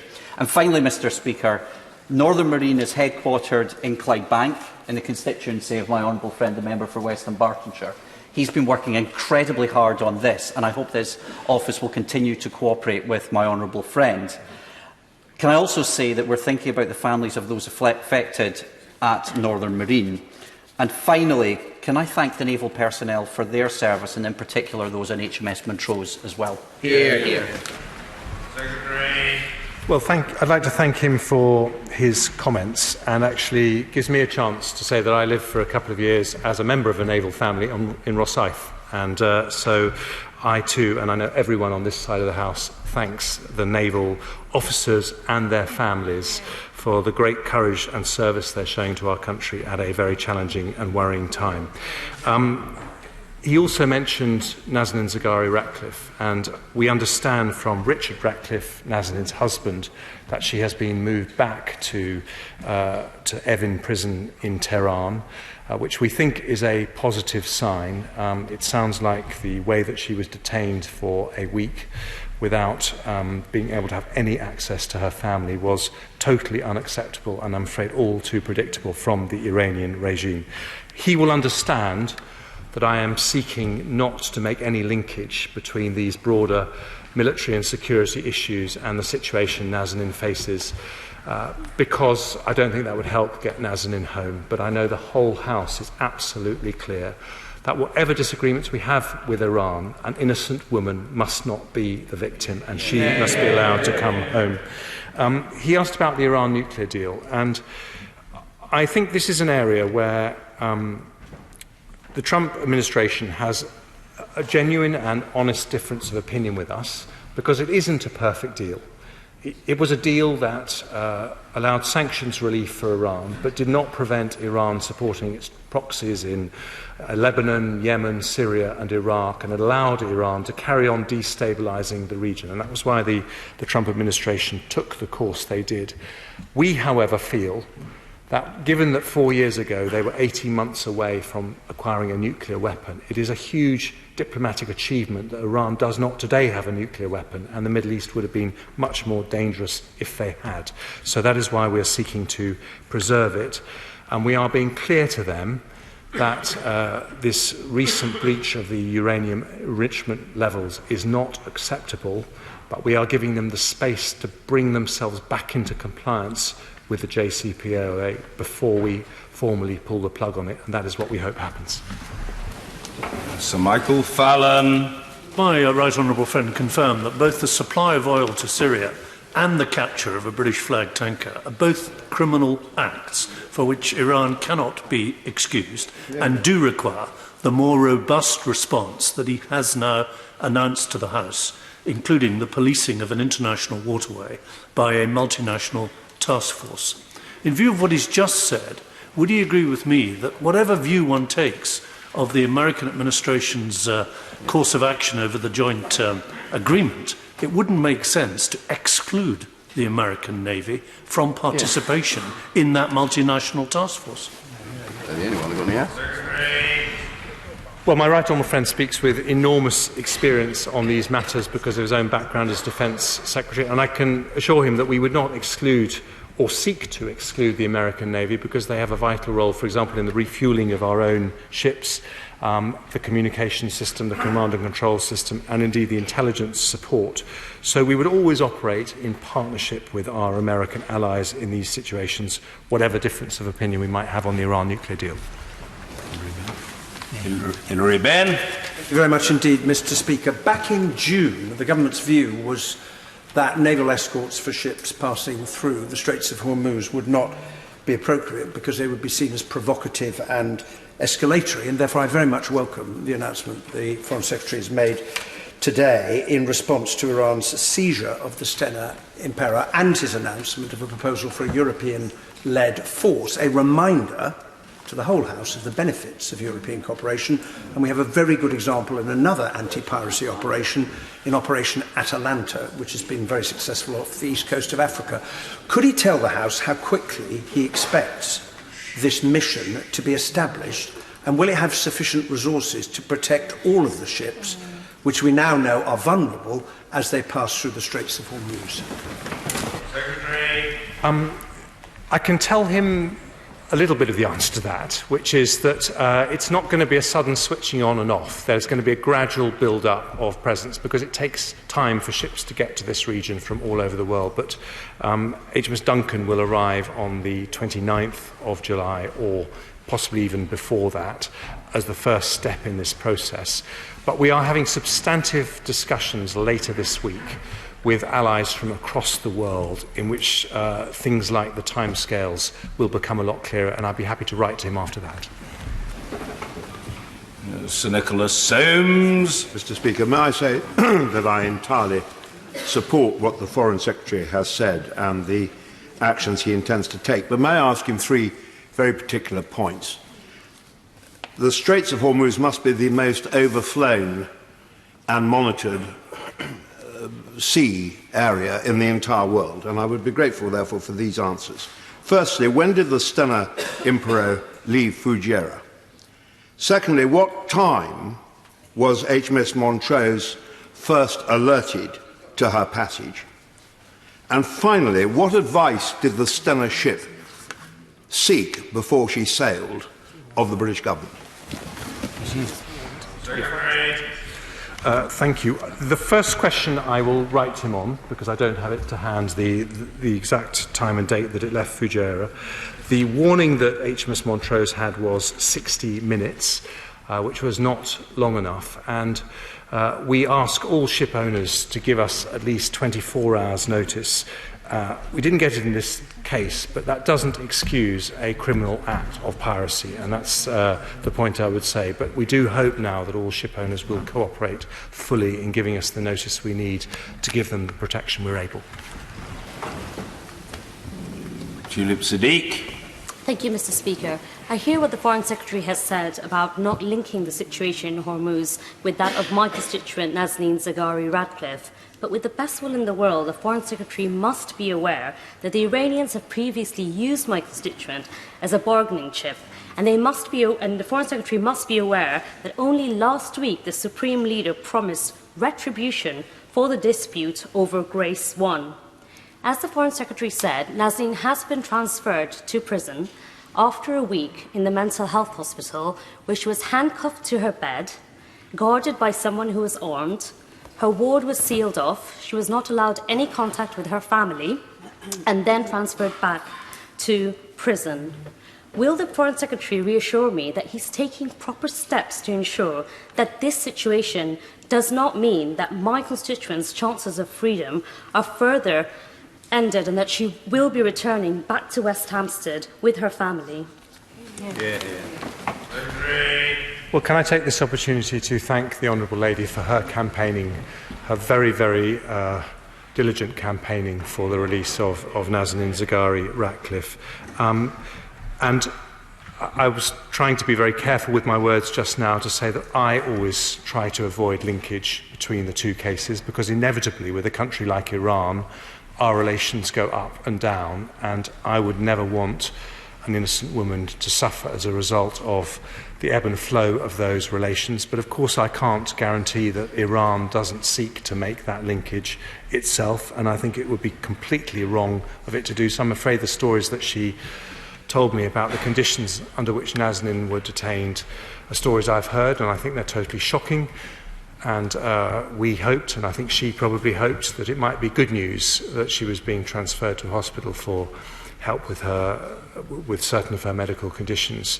But it now looks like that wasn't the case, and I think that is extremely shocking. And all I will reassure her is that every time I talk to the Iranian Foreign Minister Zarif, I bring up Nazanin's case.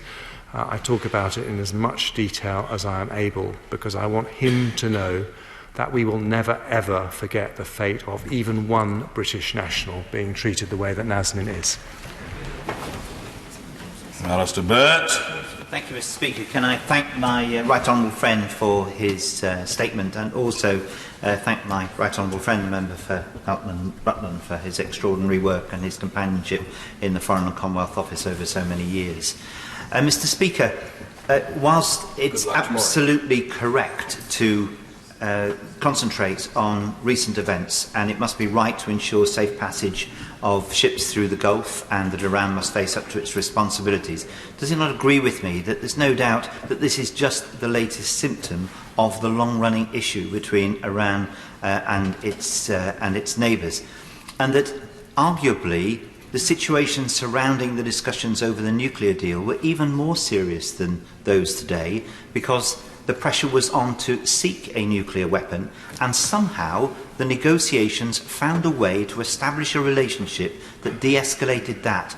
If that was the case, What does my right honourable think might be the trigger to start those negotiations again? Because the linkages are all there in Tehran, and we need to recognise that dealing with the cause as well as the symptoms is absolutely vital. Well, we have got a plethora of distinguished former FCO ministers on the back benches today, and I'm just grateful that we have the Work and Pension Secretary and the Defence Secretary on the front bench here, otherwise I might be a bit lonely. But he speaks with a lot of wisdom and experience of relations with Iran, and I think one of the things that he navigated extremely successfully in his time in the FCO was the fact that you feel like you're talking to two different groups of people. You've got the government of Iran and the foreign minister, who are usually quite reasonable when you talk to them, and then the people you never get to talk to, which is the IRGC, the Revolutionary Guards, who are always kept at a distance. And it's tempting to say there's no point talking to the foreign ministry in Iran because they don't have any influence over the government. But it's also wrong, because they do have access that we don't have, and they can present a more moderate case, and that's why we continue with these contacts. And I would say that the best hope that we have going forward is the fact that Foreign Minister Zarif did propose a basis on which to restart negotiations with the United States for a different version of the nuclear deal. That was rejected by the United States, but the fact that that language has started to emerge in the last couple of weeks is a sign, I think, that there is some hope of a negotiated end to this. On break. First of all, could I pass on my best wishes to the Shadow Foreign Secretary as well? As a cyclist myself, I know how vulnerable cyclists are in London. And can I also apologise for the absence of my honourable friend, the member for East Dunbartonshire, who's been detained by a leadership contest announcement in which she has been appointed or elected as the leader of the Liberal Democrats. And I'm very pleased that that has not required any Liberal Democrats to resign in the way that we've clearly seen some very respectable... I know other members may regret that, but in the way that the leadership of the Conservative Party has indeed required some very sensible ministers, such as the member for Rutland Melton and indeed the member for Runnymede, to resign their positions. In relation to Iran, clearly it is time for cool heads, and I welcome very much the fact that we have the current Foreign Secretary in post, and he's made it clear that we are not up for military action. But could I ask him whether he thinks that discussions need to take place now about the composition of our fleet and the size of it, and does he also agree with me that we are not in a war with Iran, but clearly we are in a propaganda war? And would he be able to say a little bit about what the government are going to do to counter the image that the Iranians are portraying of perhaps the ship going off course and colliding with another vessel? Is that the right honourable gentleman is so pleased that none of his 11 parliamentary colleagues, well, himself and the successful leader included, has resigned. But I know he's very happy, and I'm very happy to join in his happiness for himself. The Foreign Secretary.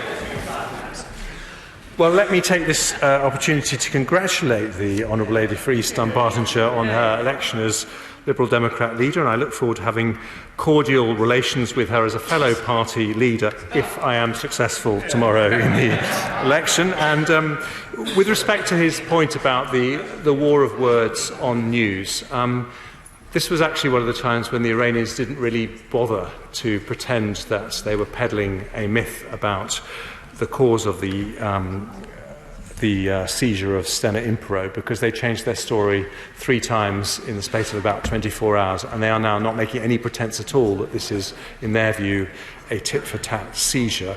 And that is why we have to be very clear about the difference between a legal detention of a ship with oil bound for Syria versus this wholly illegal act of state piracy.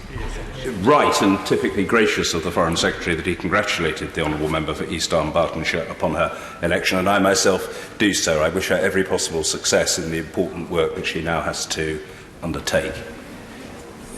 Dr. Julian Lewis. Thank you, Mr. Speaker. Does the Foreign Secretary accept that the taking of hostages and the flouting of international law has been the signature strategy of Iran ever since the Islamic Revolution in 1979?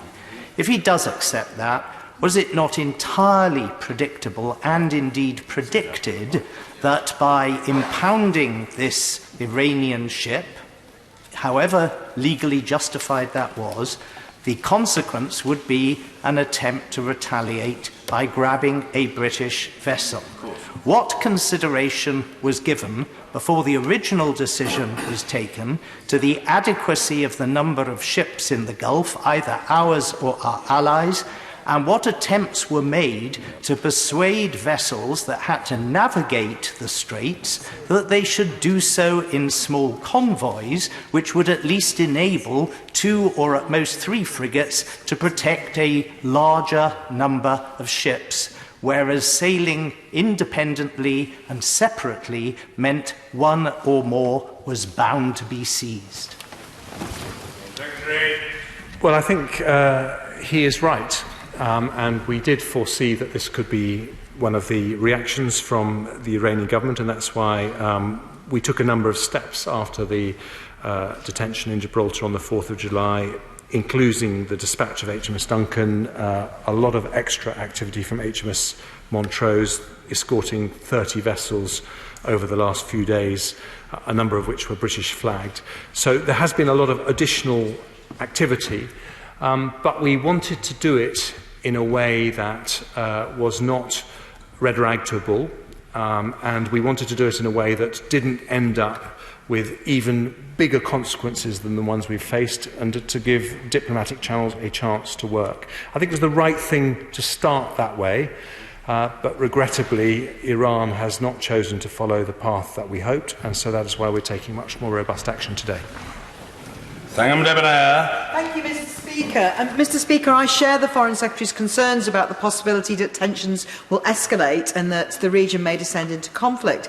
And that's why I think it's so important that we're clear about the legality of the decision to detain the Grace 1. So can I press the Foreign Secretary on 2 points?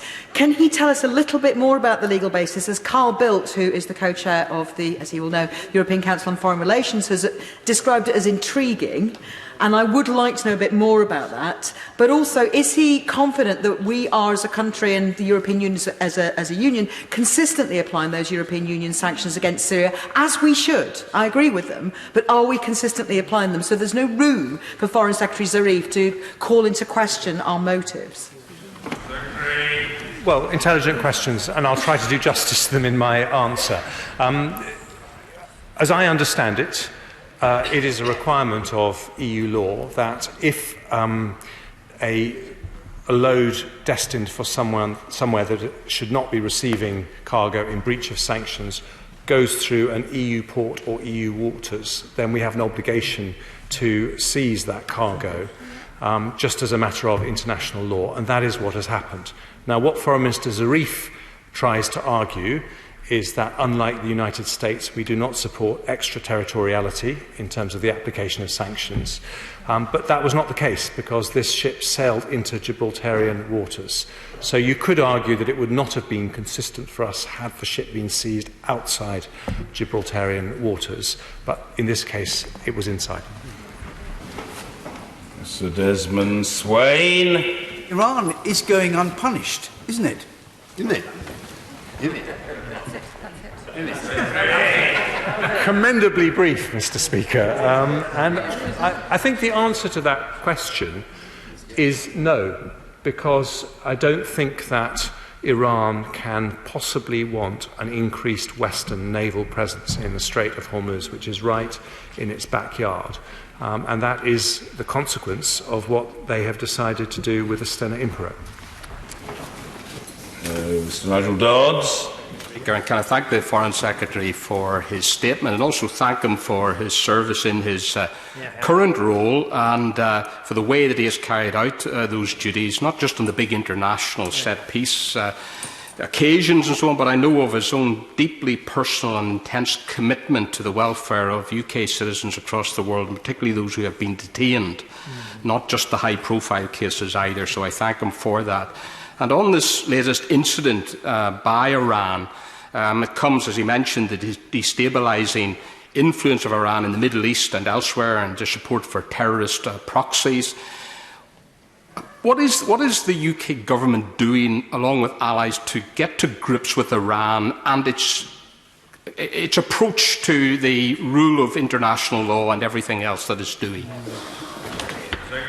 Well, I thank the Right Honourable Gentleman for the generous way that he asked his question. And I think the answer to that question is that precisely because of that destabilising approach to many parts of the most dangerous and unstable region in the world, whilst we do not agree with the US approach to the Iran nuclear deal, we do try to support them in every way when they ask us to help them in checking the activities, for example, of Hezbollah in Lebanon, which we have prescribed in this country because we do think that they are a terrorist organisation and we have to recognise that in British law.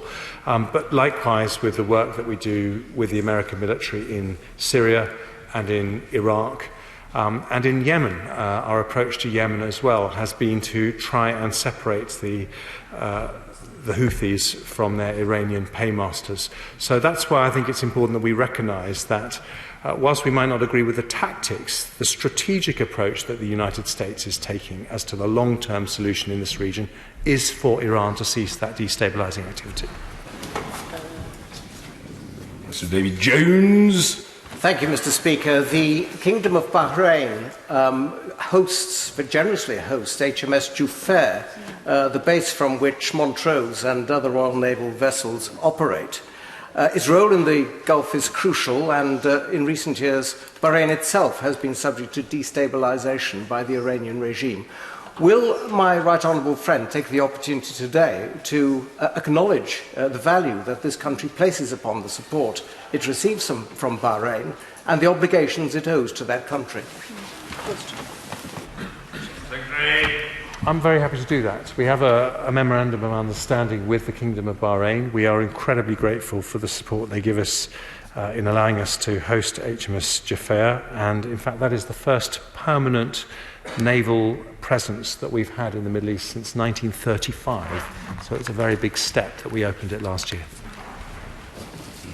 Chris Bryant. I too warmly commend the work of the Right Honourable Member for Rutland, though I think it's a bit over the top to resign from office just so as to prevent appearing before the Foreign Affairs Select Committee tomorrow afternoon. But on a serious point, the UK's position on Iran has always been subtly different from that of the United States of America, even though they're our closest ally. It's partly because of our historic relations with ancient Persia. But more importantly, even on the night that George Bush declared Iran a member of the Axis of Evil, we were actually trying to send a new ambassador, or an ambassador for the first time for many years, to Tehran. And that ended up, and the American position ended up scuppering our position. So I just wonder, how do we make sure in the coming months that whilst we maintain our strong alliance with the United States of America, we still maintain our independence of thought in relation to Iran? Well, it's a very fair question, and the truth is that we have to do that by being very frank with the Trump administration when we disagree with them and why we disagree with them. And I think that under the surface, the positions are a bit closer than they might look, in the simple sense that I've actually had a number of conversations with President Trump himself about his concerns about what would happen if that region became nuclearized. And so I don't think the United States is indifferent to the nuclear threat in that region, and they've started to talk about that recently a lot. So we use our influence, I suppose, in private circles as much as we can to try and get a meeting in mind. He's just left. Anne-Marie Trevelyan. Thank you, Mr. Speaker. I'm sure we'd all agree that our elite Royal Navy forces, our Royal Marines, known to be the best in the world, should be commended for taking their role in enforcing these EU sanctions seriously and effectively. But it does surprise me, Mr. Speaker, that since the Iranians made it clear there would be tit-for-tat retaliation for blocking tanker Grace 1, that we have not yet seen other EU navies coming to our Royal Navy's assistance in policing the Strait of Hormuz for commercial shipping. So could the Foreign Secretary give the House more information on when we will see this burden sharing from our EU allies? Thank you. Well, what she says is close to my heart as the son of a naval officer, a phrase I have been known to use in the last few weeks, one or two times. And an entrepreneur, but that is perhaps not relevant to this afternoon's statement. What I would say to her is that she makes a very important point. And the Defence Secretary has been talking to the Defence Ministers of France, the Netherlands, Norway and others about more burden sharing within the EU. And the reason that we've constructed the proposal that we have in the way we have today is precisely because we are trying to encourage more European involvement in the issue of maritime security, because it is in the European interest. Dr. Rupa Haq. Thank you, Mr. Speaker. While the world witnesses the horror of this dangerous 3D real-life game of battleships, can I relay to the Foreign Secretary, he might be more this time tomorrow, the concerns of my Iranian diaspora constituents who have relatives nearest and dearest caught up in this. People like children who are unable to access vital medicines because of the sanctions imposed by Trump and Bolton in vengeance because they didn't like their predecessors. And can I urge him to do all he can in his power to condemn and rectify these cruel hardships suffered by ordinary Iranians on the ground, as well as his decisive actions on the high seas? Well, I actually do commend her for staying in touch with the Iranian diaspora in this country, who I think remind us that at their heart, many Iranians fundamentally do understand our values and want to find a way to accommodate Iran in the modern world. And Iran is a great country and a great civilization, and we ought to be able to find a way to resolve our differences. But there is this particular issue at the heart of it, which we've discussed with the Right Honourable Leader of the DUP just now, which is this support for destabilising activity across the Middle East, which is already the most dangerous region in the world. And that is the thing that we have to address if we're going to solve this. John Barron. Given that the risk of seizure was foreseen, given that 95% of goods entering the UK is by sea, does the Foreign Secretary agree that a Royal Navy of fewer than 20 ships is not up to the task, that we need to spend more on our defence, because no matter how capable a ship, it cannot be in more than one place at a time? Foreign Secretary. Well, I might be straying slightly from my brief as Foreign Secretary, but it won't surprise the honourable gentleman to know that I am a supporter of increased spending on our armed forces. I think we have to recognise that we had in many ways a golden period after the fall of the Berlin Wall, when there was a peace dividend and we were able to reduce defence spending. But now we have to recognise there are increased dangers in the world, both in the Middle East and because Russia has become much more aggressive than it was previously. And I think that the Navy, in particular, has become too small. So I hope whoever the next Prime Minister is will reflect carefully on what we can do to bolster our great Royal Navy. Mr. Peter Grant. Thank you, Mr. Speaker. The United Kingdom is home to somewhere between 50,000 and 70,000 Iranian nationals and their immediate families, many of whom are here because of their opposition either to the current regime or to its equally oppressive predecessors. In the current climate of extreme intolerance, what are the government doing to make sure that these Iranian nationals who are here legally, who are innocent of any crime, are not victimised or targeted because of the crimes committed by the government that they've escaped from? Well, I hope that if he comes across any examples of that, that he will let us, and particularly let the Home Office and the Department for Communities and Local Government know, because they are extremely welcome. They make a tremendous contribution to our country. The vast majority of them have now become British citizens, and they make a tremendous contribution to our country. Sarah Newton. Mr. Speaker, I welcome my Right Honourable friend's prescient remarks in recent weeks about the need to expand our naval presence. Exactly. To help with this, would my Right Honourable friend ask the Defence Secretary to change the classification of our much valued RFAs to warships, as our allies do, so that we can bring forward the building of planned new ships in the UK? Secretary. I have just asked the Defence Secretary that very question, to which the answer is yes. Justin Matters. Thank you, Mr. Speaker. I agree with what the Secretary of State said about the importance of freedom of navigation. So can I ask what guidance has been issued to escorting vessels about the use of force in defence of that principle? I hope he will understand that we don't discuss the rules of engagement publicly for very obvious reasons, but we are always doing everything we can to make sure that they are able to do what it takes to keep vessels safe. Richard Drax. Thank you, Mr. Speaker. Can I thank my honourable friend for his statement? I do find it slightly intriguing that the lack of resources, bearing in mind what was going on in the Gulf. And from what he said, can you confirm, it sounds like we are almost trying to appease Iran or fearing a reaction from Iran by sending too many resources there.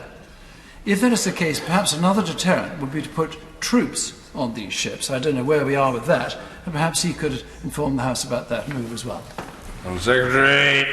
Can I reassure him that this is absolutely not about appeasing Iran. It is about trying to see if there is a diplomatic avenue to prevent the seizure of British ships and giving the space for that diplomatic avenue to work, whilst recognising that if that fails, and I'm afraid it has failed because a British ship has been seized, we are going to have to take much more robust military approach. So that is the approach that we've taken, but we wanted to give that diplomatic window. We have considered the idea that he mentioned to this House, but we have rejected it because we think it would make those ships a target and we would have the risk of Royal Marines being taken as hostage, which would create an even greater crisis.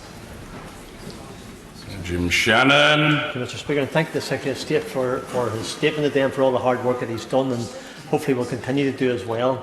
The Veterans Minister, the Right Honourable Member for Bournemouth East, stated on TV yesterday that the Royal Navy needs to be built up, needs to be reinforced and needs to be strengthened in the Gulf and indeed across the world.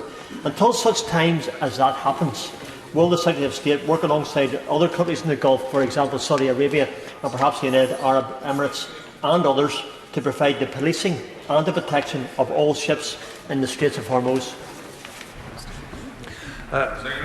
Absolutely. We want our allies in the Gulf to get involved in support of freedom of navigation, as we do other countries outside Europe, like Australia, that have expressed an interest in being supported. Sir Oliver Yield. The Foreign and Commonwealth Office and the Foreign Secretary are well known for their effective use of soft power, and of course we had the index of soft power. But does he agree with me, and can I thank him, that that doesn't mean that we don't need increased defence spending, because as a major maritime nation we have duties in the world which require a larger navy? Secretary. Well, I do agree with him and thank him for his question. And I think, just to add to my earlier comments, I do think at the point of Brexit, it is a moment when a lot of people around the world will be looking to us to see what type of country we want to be in the world. And we are one of the very few countries that has always championed democratic values and the security that's needed to underpin them. And the Royal Navy has an absolutely critical role in doing that. Ruth Jones. Thank you, Mr. Speaker. There are justifiable concerns that if Iran resumes its nuclear programme, there will be an arms race in the Middle East, with other countries, especially Saudi Arabia, scrambling to build its own nuclear weapons. Can the Foreign Secretary tell us what the government will do to address that risk? Secretary. Yes, continue to support the Iran nuclear deal, despite the pressure that it is evidently under. Do everything we can to persuade Iran not to enrich its uranium towards the 20% level, which is the real tipping point from where they would be able to develop nuclear weapons relatively quickly, and work with as many other countries as we can to try and get them to support us in those endeavours. Mr. Stephen Crabb. Thank you, Mr. Speaker. What discussions is the Foreign Secretary having with our allies in the Gulf, who've been warning about Iranian activities for years now, and also with Qatar, who maintain rather closer relationships with Tehran, but of course rely on the Straits of Hormuz being open to ship their cargoes of LNG also to the UK? Foreign Secretary. Well, first of all, The point he makes about Qatar is very, very important because LNG is absolutely critical to the global economy, and that's one of the main reasons, alongside oil, that we have to maintain freedom of navigation. So we have very good discussions with Qatar and all our allies in the Gulf, and we are expecting strong support from them. Mr. Graham P. Jones. The Foreign Secretary mentioned Iran's malign interventions in the region. Mr. Speaker, while the House may be concerned about the Straits, quite rightly, of Hormuz, last week saw the release of terrifying videos from Yemen, the Iranian-backed Houthis, with 300 training camps, jihadi training camps, for young boys aged between 8 and 18, chanting "Death to America, death to Israel, curse on the Jews, victory to Islam." Add that to last week the $430,000 donation to Hezbollah. Add to that last week also the drone attacks with Iranian technology, and add to that the 30 academics in opposition who've been summary sentenced to death in Yemen by the Iranian-backed Houthis. I've got to say to the Foreign Secretary, in summary, does he accept that the tanker crisis is just part of the problem in the Gulf region involving Iran, and we have to take a broader brush to this issue, not just focus on the tanker crisis because it affects us directly? Foreign Secretary. Yes, and he's absolutely right. And he speaks very powerfully of one region and one country where we see the malign impact of Iranian sponsorship, and we are doing everything we can in Yemen. We have, I think, against expectations, managed to get a peace process going in Yemen, and one of the main hopes we have is that will decouple the Houthis from their Iranian paymasters so that they can take part in a government of national unity and contribute more constructively than the way he's been talking about to peace in Yemen, because I think what he said is very worrying. James Heapy. Thank you, sir. Can I thank the Foreign Secretary for his earlier answers to the members for Basildon, Billericay and North East Hertfordshire, with which I completely agree. I know he's nervous of straying out of lane, but does he agree that the Royal Navy is not just about power projection? It has an important diplomatic role as well, and therefore it's not just our defence policy, but our foreign policy that is greatly enhanced by a larger surface fleet. Secretary. Yes, and I wish I'd made more of my strong agreement with what he's just said in the last few months, but let me just, as we've been talking a lot about the Gulf, and he's mentioned the Navy, let me just talk about a couple of other areas where I think we could do with a stronger Royal Navy presence, and one of them is the Arctic, and the other is the Indo-Pacific region, and I think both of those regions, it would send a very strong signal about British national self-confidence if we had the naval capacity we'd all want. Oh, very good. The Foreign Secretary is not that bothered about straying out of lane. He's going from one region to the other. And this is all very encouraging. Sammy Wilson. Thank you, Mr. Speaker. The Foreign Secretary, thank you for your statement. I note in your statement that you say that whilst HMS Duncan has been dispatched to the Gulf, it is there to take over from HMS Montrose. So we're still going to finish up with one destroyer, covering 19,000 nautical miles, having to escort an average of 3 vessels per day. Are we so bereft of naval power that we cannot send an additional ship to the area and have to rely on other European nations who haven't divvied up so far? Or is this a decision that has been made so that we don't annoy the Iranians? Foreign Secretary. Well, I congratulate him on his eagle eye and spotting that detail, but I do want to reassure him, first of all, that when HMS Duncan arrives, Montrose will not be going out of service immediately, so there will be a period, particularly this extremely dangerous period in the next few weeks, when they will be operating together. Secondly, that we will get Montrose back into service as quickly as we can. And thirdly, that Montrose is actually based in Bahrain, so it is going to stay in the region for its refitting and refuelling, so it won't be far away. James Morris. Thank you, Mr. Speaker. Can I commend the Foreign Secretary for his tone during this statement? But would he agree with me that this act of piracy represents a pattern of behaviour from the Iranians, both directly and through their proxies, in an overall strategy to achieve regional hegemony in the Middle East? And what we urgently need is a strategy which restores that balance so that the Iranians can't take advantage of our strategic weaknesses. Well, he's absolutely right. And I think that people who have been studying that region for longer than I have would say that there is no issue with Iran being a regional power and a great regional power, but it's whether it is a great regional military power that is the issue, and it is Iran's military presence in so many other parts of the region which is so destabilising, which is the root cause of many of the problems. And so I think he's absolutely right to focus on that. Alex Chalk. Thank you, Mr. Speaker. Iran and Iran alone is responsible for the illegal seizure of the Stena Impero, and the Foreign Secretary has made that crystal clear. But can he also be clear that if the notice of passage had been given as requested, that HMS Montrose would have been better able to protect that vessel? Secretary. He is absolutely right. And when the Stena Impero was taken, Montrose was actually only 20 minutes away. So she was trying very hard to get there on time. So I hope one of the sort of consequences of the terrible incident that's happened is that ship owners will give us the notice that we ask for when they're transiting their ships. John Lamont. Thank you very much, Mr. Speaker. I very much welcome the Foreign Secretary's statement and the actions the government is taking to try and address this crisis. But does he agree with me that the priority now should be the safe return of the crew and the British-registered vessel? Absolutely.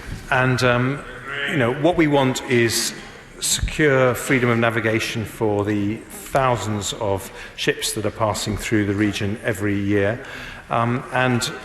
If we have that ship returned, if the crew are released, and if we are confident that we are returning to a stable situation, then we will, of course, review the military measures that we've announced today to see whether they are still necessary. Thank you. Order.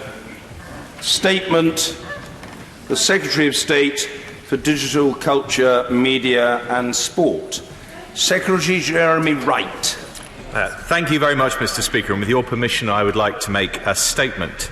New telecoms technologies and next-generation networks like 5G and full fibre can change our lives for the better. They can give us the freedom to live and work more freely.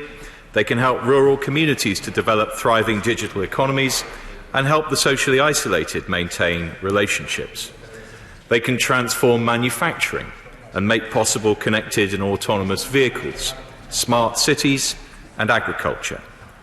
But we can only begin this revolution with confidence if our critical infrastructure remains safe and secure.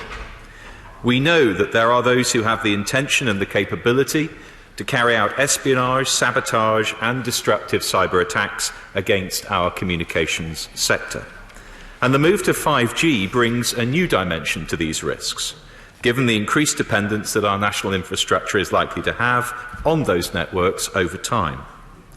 Mr. Speaker, that's why, soon after taking up this office, I commissioned a review into the UK telecom supply chain, involving government, industry, international partners and the National Cybersecurity Centre, and designed to assess the security and resilience of the UK's telecoms networks and determine what should be done to improve them.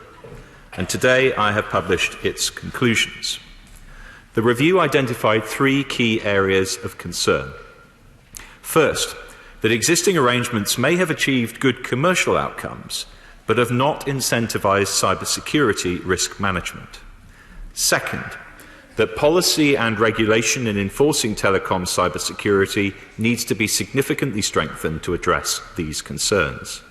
And finally, that the lack of diversity across the telecom supply chain creates the possibility of national dependence on single suppliers, which poses a range of risks to the security and resilience of UK telecoms networks. The review has concluded that the current level of protections put in place by industry are unlikely to be adequate to address the identified security risks and deliver the desired security outcomes. So, to improve cybersecurity risk management, policy and enforcement, the review recommends the establishment of a new security framework for the UK telecoms sector. This will be a much stronger, security-based regime than at present. The foundation for the framework will be a new set of telecom security requirements for telecoms operators, overseen by Ofcom and government. These new requirements will be underpinned by a robust legislative framework. We will pursue legislation at the earliest opportunity to provide Ofcom with stronger powers to allow for the effective enforcement of the telecom security requirements and to establish stronger national security backstop powers for government. Until the new legislation is put in place, government and Ofcom will work with all telecoms operators to secure adherence to the new requirements on a voluntary basis. Operators will be required to subject vendors to rigorous oversight through procurement and contract management. This will involve operators requiring all their vendors to adhere to the new telecom security requirements. They will also be required to work closely with vendors supported by government to ensure effective assurance testing for equipment, systems and software, and to support ongoing verification arrangements. Mr. Speaker, in addition, we must have a competitive, sustainable and diverse supply chain if we are to drive innovation and reduce the risk of dependency on individual suppliers. The Government will therefore pursue a targeted diversification strategy, supporting the growth of new players in the parts of the network that pose security and resilience risks.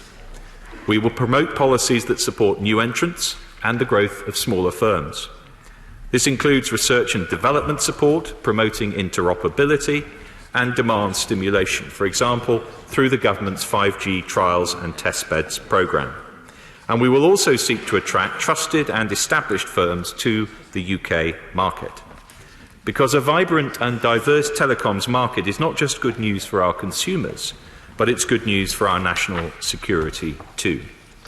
Mr. Speaker, the review also concludes that there should be additional controls on the presence in the supply chain of certain types of vendor which pose significantly greater security and resilience risks to UK telecoms. The House will be particularly concerned, of course, with the position of the Chinese technology firm Huawei.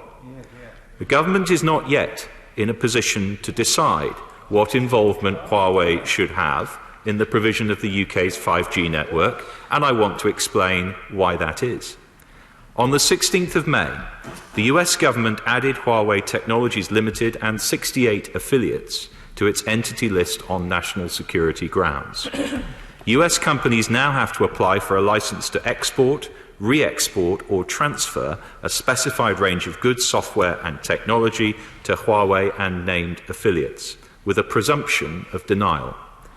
On the 20th of May, the US government issued a 90-day temporary general license that authorises transactions in relation to specified areas.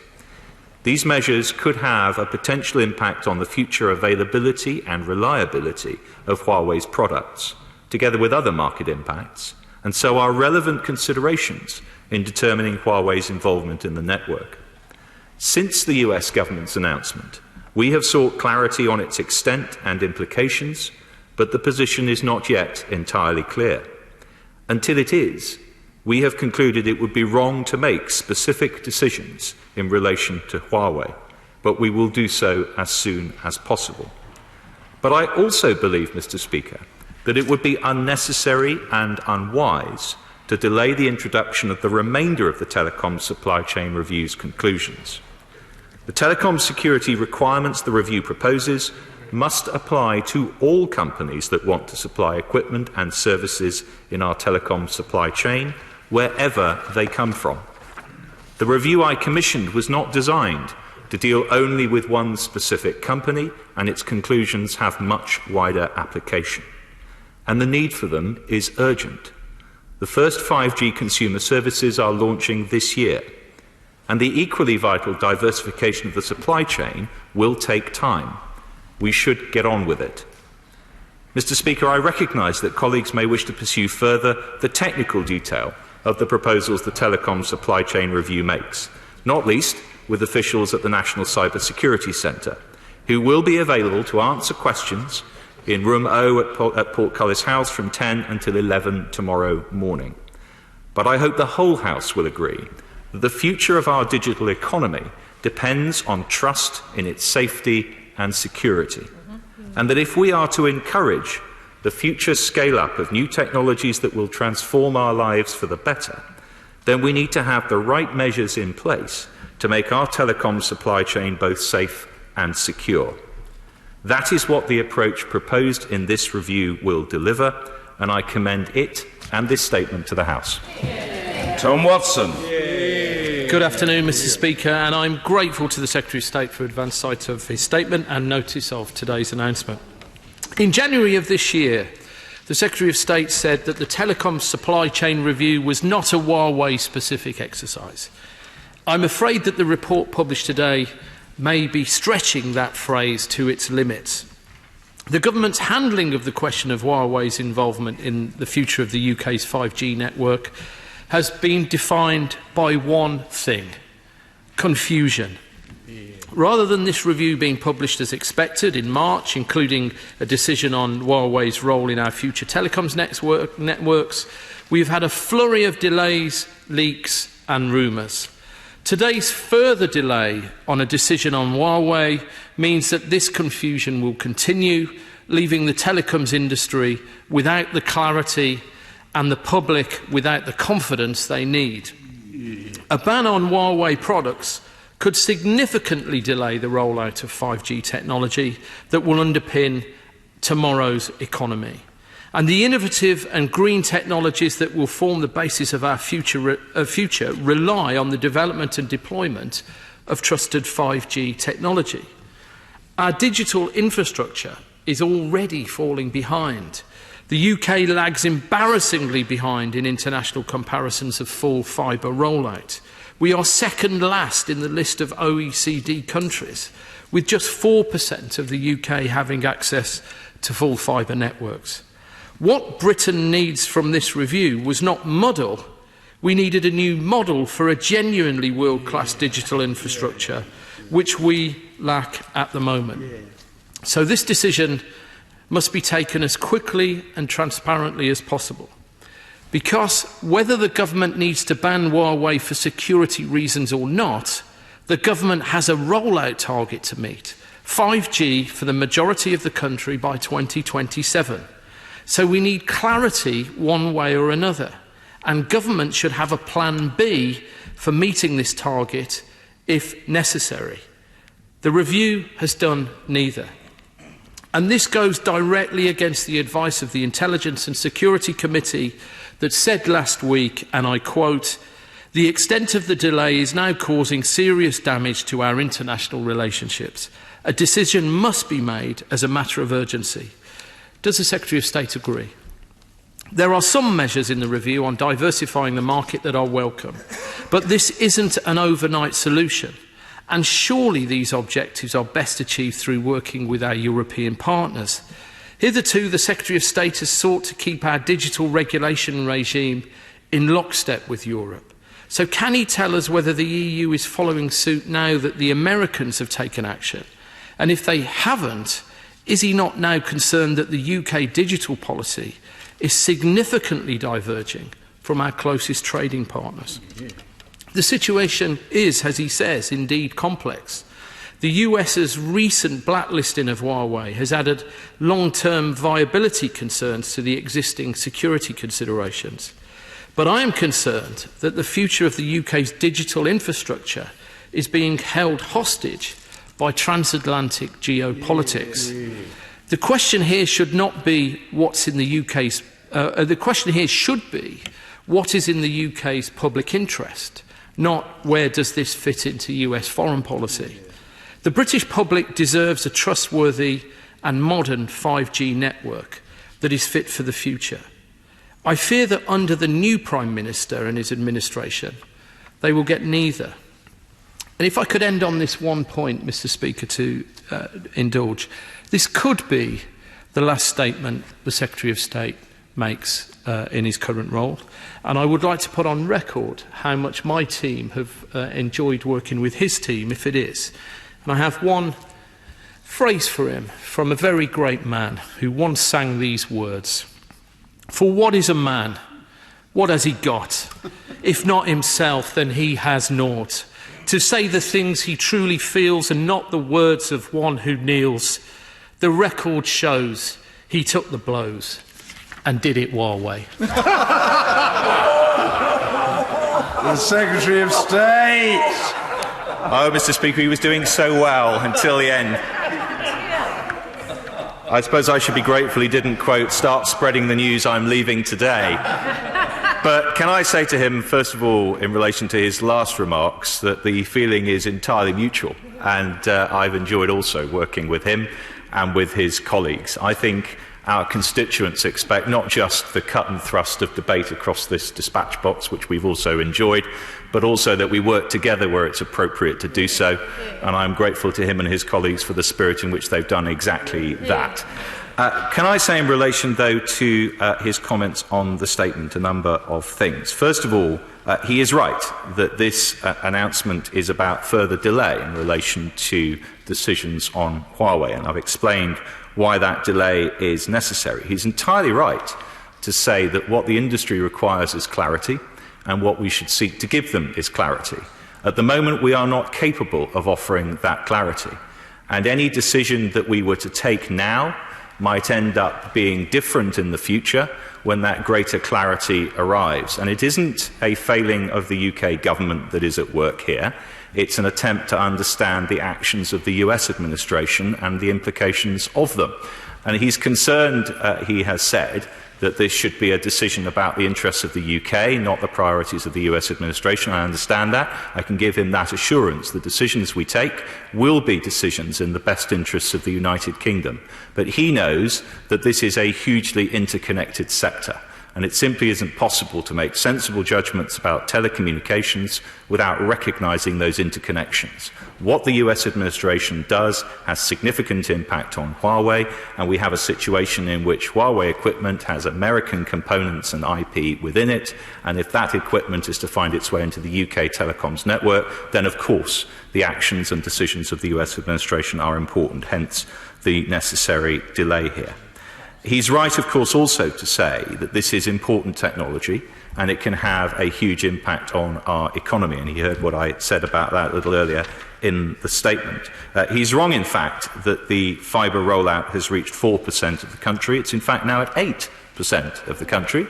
It was at 4%, Mr. Speaker, when I arrived in this job. It is now double at 8%. But he's, of course, also right that that leaves us with a very considerable distance still to travel. Important that we do that in a number of ways. The most significant, perhaps, is to commit fully to a full fibre rollout, and that was a strategic decision that this government has made, again, in the last 12 months. Finally, he makes reference to the discrepancy that there may be in the approach that different EU countries may take, and of course it would also be right to highlight the approach that other Five Eyes colleague countries may take. There is in fact a huge variety of approach. There is no uniform approach in the EU. Each country takes a slightly different approach, and the same is true of the Five Eyes nations. We, of course, want to engage with all of our international colleagues, particularly those with whom we discuss these matters on a regular basis, and to make sure that we have their input. But I go back to the earlier comment that I made. In the end, this will be a judgment that we take in the best interests of the United Kingdom. Mr. Dominic Grieve. Well, thank you, Mr. Speaker. May I first of all welcome the publication of the Government's Telecom Supply Chain Review Report today. I'm very pleased to see that the report reflects many of the points which the Intelligence and Security Committee raised in its own statement on 5G suppliers on Friday, and specifically welcome the explicit national security direction power for the Secretary of State to compel telecom operators in relation to high-risk vendors, as this was an issue which was first raised by the ISC back in 2013. But with that praise in mind, could I also just pick up a couple of points? Firstly, the timetable for providing Ofcom with increased responsibility in terms of the new telecom security requirements is clearly going to be of great importance. And I'd like to ask the Secretary of State if that will be accompanied by the additional resources for suitably skilled staff. If Ofcom is to do this job, it will need to have staff probably brought in from elsewhere who have skills that Ofcom currently does not possess. Can he give any greater clarity as to the consultation timetable? I appreciate legislation is more difficult, but it would be helpful, I think, to the House to have an idea of the time frame for this consultation process. And finally, turning to Huawei, I can entirely understand why, in light of the United States' position and lack of clarity on entity classification, the Secretary of State finds it difficult to make a decision at the moment, because clearly, if Huawei is deemed to be such an entity, the reality is that none of those inventing the technology will be able to have any dealings with that company, with long-term consequences to Huawei's ability to deliver for anybody. But that having been said, can he give an assurance to the House that this is not going to be used as an excuse for can kicking? Because once those 90 days are up, I think the clarity, he may agree with me, is going to be there, and the decision must then be made. Secretary of State. Well, I'm grateful to my right honourable learned friend, and he is right to highlight the ISC statement, which has been an important contribution to this debate. And as he knows, there's significant overlap between what it says and what this review's conclusions say. In terms of Ofcom's powers and the resources that must flow with those powers, I also agree with him. It will be necessary to make sure that Ofcom has the resources to discharge its new duties properly, and we will seek to give proper attention to that in the process of consultation that is to follow. On the issue of timescale for that consultation, he will understand that we are keen to proceed as quickly as possible. One of the reasons that I am here to address the House this afternoon is that had I not done so, and the House will know that I made a commitment previously that the House would know first when we were in a position to disclose the results of this review. Had I not come to the House this week, then of course I'd be doing so in September at the earliest, and we would be beginning this process some 6 weeks later than we now can. So I hope that he will recognise from that it's an indication of the government's intention to proceed as quickly as we can, notwithstanding what he's described as an inevitable delay in relation to Huawei specifically. Alan Brown. Thank you, Mr. Speaker. Mr. Speaker, it's now been 3 months since there was the national security leak which confirmed the government was actually split over allowing any Huawei involvement in the 5G network. And yet, it's quite clear the government still prevaricates, while the US and Australia were quite vocal about their concerns at the approach by the UK government. And this statement, the reality is, this statement is just a lot of words to confirm further delay. So why are decisions now being left to the gift of the new Prime Minister? Is this just another case of Tory party before country? When will we learn the proper definition of core and non-core network? And what happens if there is a legal challenge to these definitions?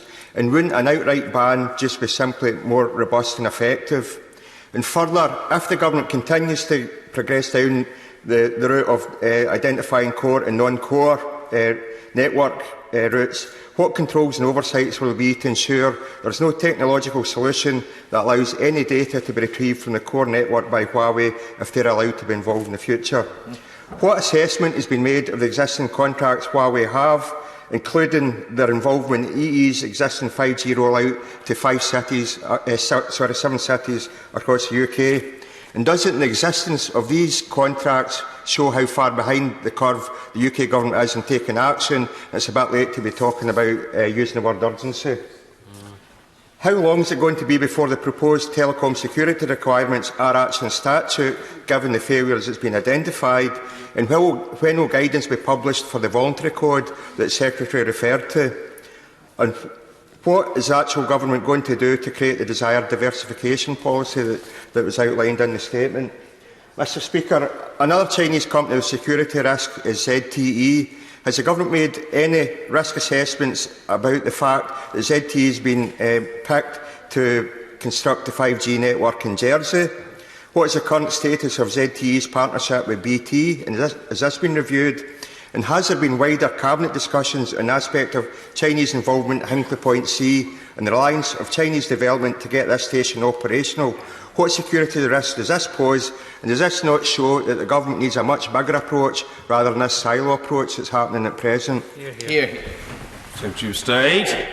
Thank you, Mr. Speaker. The honourable gentleman has asked a number of questions. Let me try and deal with as many of them as I can. The last point that he makes in relation to Chinese involvement in the wider economy, he will recognise that there is a balance to be struck here between welcoming inward investment into our economy, which we do, and wanting to be confident that our security requirements are met. In relation to ZTE, he may know that the government's judgment, based on advice from the National Cyber Security Centre, is that ZTE should not have engagement, particularly in the 5G communications network, which, of course, is the subject of this review and this statement.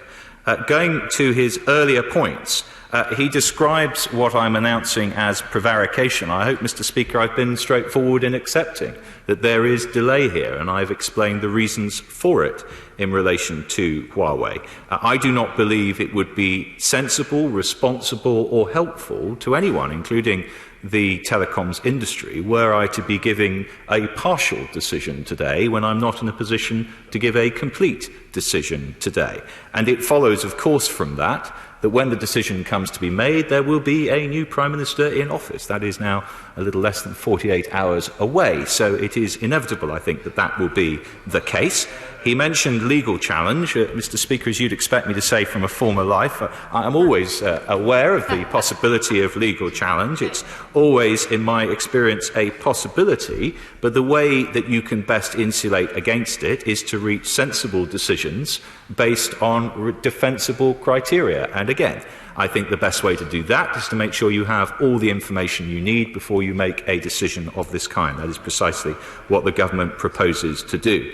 It is, of course, a possibility, and remains so, that the government may decide that an outright ban on Huawei equipment in the 5G network is the appropriate course of action.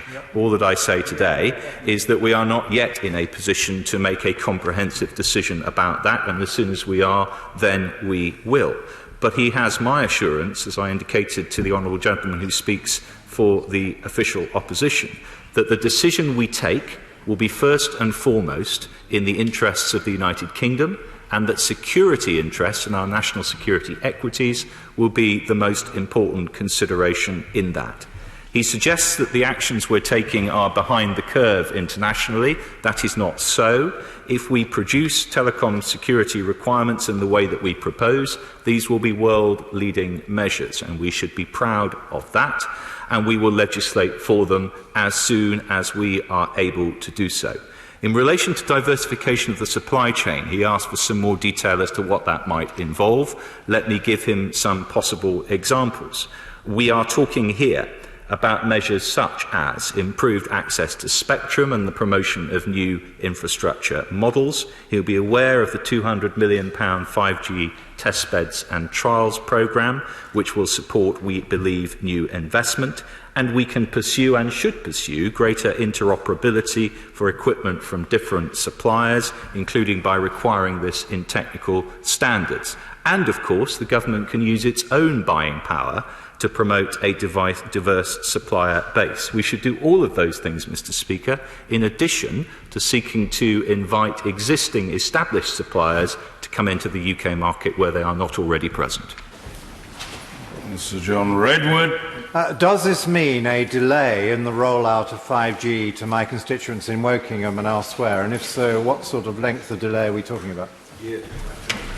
Well, Mr. Speaker, the commercial decisions that mobile network operators are making now about what equipment to buy is a process that continues. All of those mobile network operators will need to consider carefully the position I've outlined here today and make the appropriate commercial judgments. But we seek to move as quickly as we reasonably can to give those operators the clarity they need in order to continue making those investments. Stephen Timms.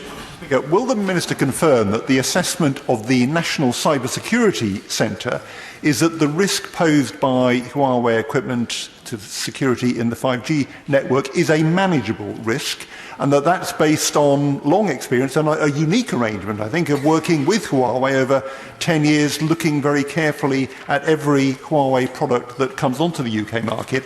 And what is his estimate of the impact on the speed of 5G rollout, rightly highlighted by my right honourable friend as a critical question, of excluding Huawei equipment from that network?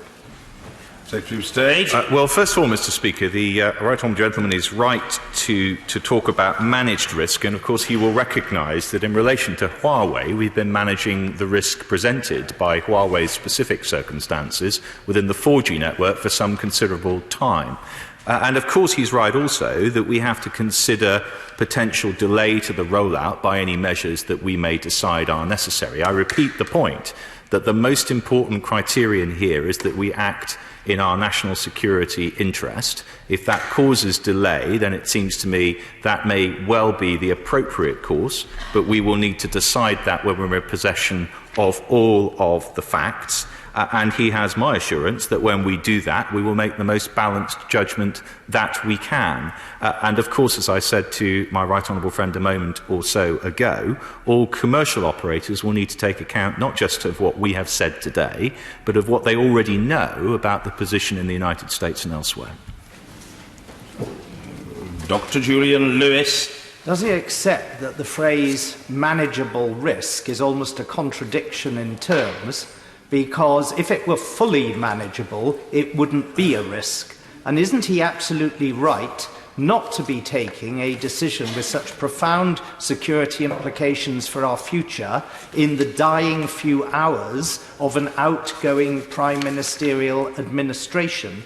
And finally, does he accept that unlike other suppliers, which true may have contaminated supply chains themselves, but Huawei is unique because it is subject to Article 14 of China's National Intelligence Law, passed in June 2017, empowering the intelligence agencies of the Chinese state to, and I quote, request the relevant organs, organizations and civilians to provide necessary support, assistance and cooperation with those intelligence services. We would be mad to enter into a direct security relationship with the agencies of a totalitarian communist state. Secretary of State. Mr. Speaker, I'm grateful for what my honourable friend says, and of course he's right that we should take no risks that are not manageable. The judgment that we need to make when we're in a possession of all the information we should have must be whether or not we are capable of managing the appropriate risk. If we are not capable of managing that risk effectively, it is a risk we should not take. On that, I entirely agree with him, but that is a decision that has not yet been taken.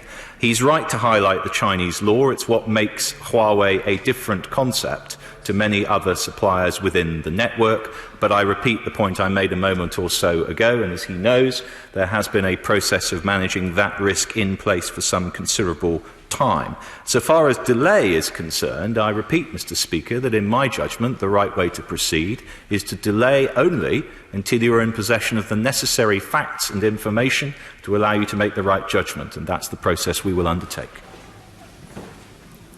Mr. David Hanson. The Intelligence and Security Committee on Friday issued our statement which said that the UK network has to be built in such a way as it can withstand attack from any quarter.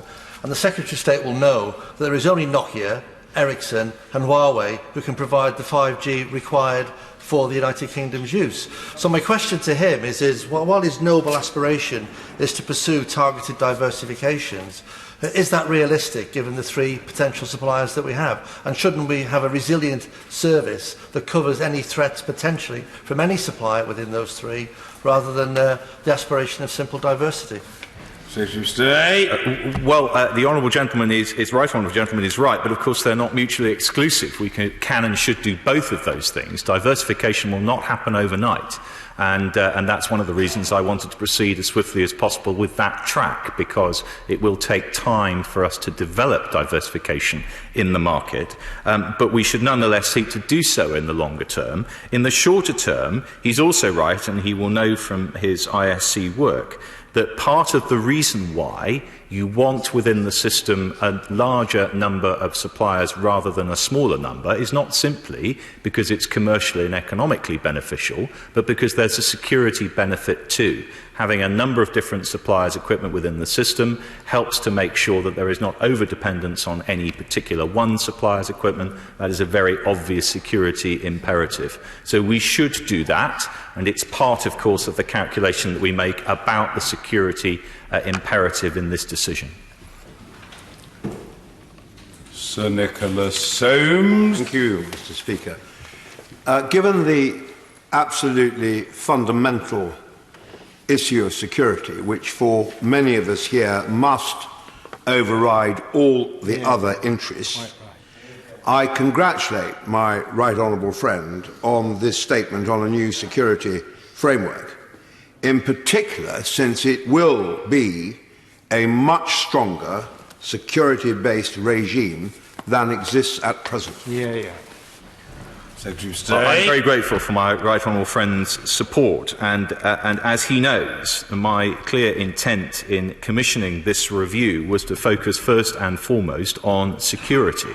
No other consideration comes ahead of security, and we must make a decision fundamentally on the basis of what is in our security interests. But he's also right that if we were to focus solely on one particular company or even one particular country, we would miss the broader important point that our telecom supply chain must be resilient and secure regardless of where equipment comes from, because risk may transfer from place to place, and our population is entitled to expect that the approach we take puts security at its heart wherever the equipment comes from. Tom Brake. It is essential, of course, that the national security implications of using Huawei equipment are fully taken into account.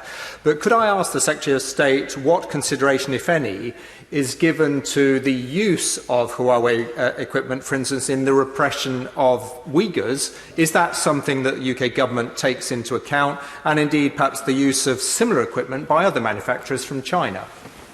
Secretary of State. Well, as the right honourable gentleman knows, and I know that he in particular raises this with colleagues from the Foreign Office on a regular basis, we are concerned about this across government, and it's important that the UK government in its communications with the Chinese government stresses the importance of human rights and the protection of those rights for minorities as for majority populations within China. And we will continue to do that. The judgments that we make in relation to this review will not diminish the UK government's enthusiasm for making that case.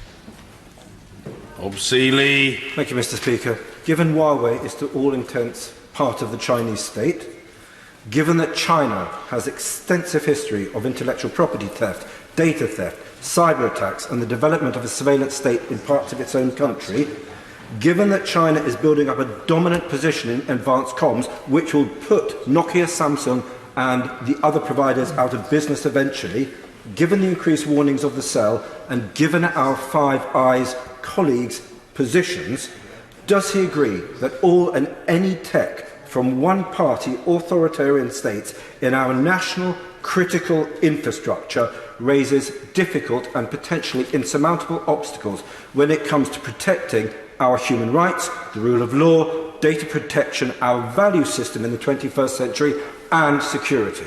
That was all one sentence. Indeed. Well, Mr. Speaker, I certainly think that the description my honourable friend has given justifies the description that he gave, that these are difficult issues. As to whether they are insurmountable, I won't, if you'll forgive me, answer that question because it would predetermine the outcome of the review that still has to happen specifically in relation to Huawei. But all of the points he makes are proper for consideration as we make that decision. Martin Doherty-Hughes. Thank you, Mr. Speaker. Maybe we take the question from the Honourable Member for Calshotton and Walton a bit further. 1 million Uyghurs actually languish in concentration camps in Xinjiang, and the people of that province are under constant surveillance with conveyance of Huawei in the regime. So while we all know the security risks, especially those of us on the Defence Select Committee of the project, the Minister and the Government have yet to answer a more fundamental question. Why should it reward a company who has been complicit in creating an authoritarian dystopia in Xinjiang with such a large government contract?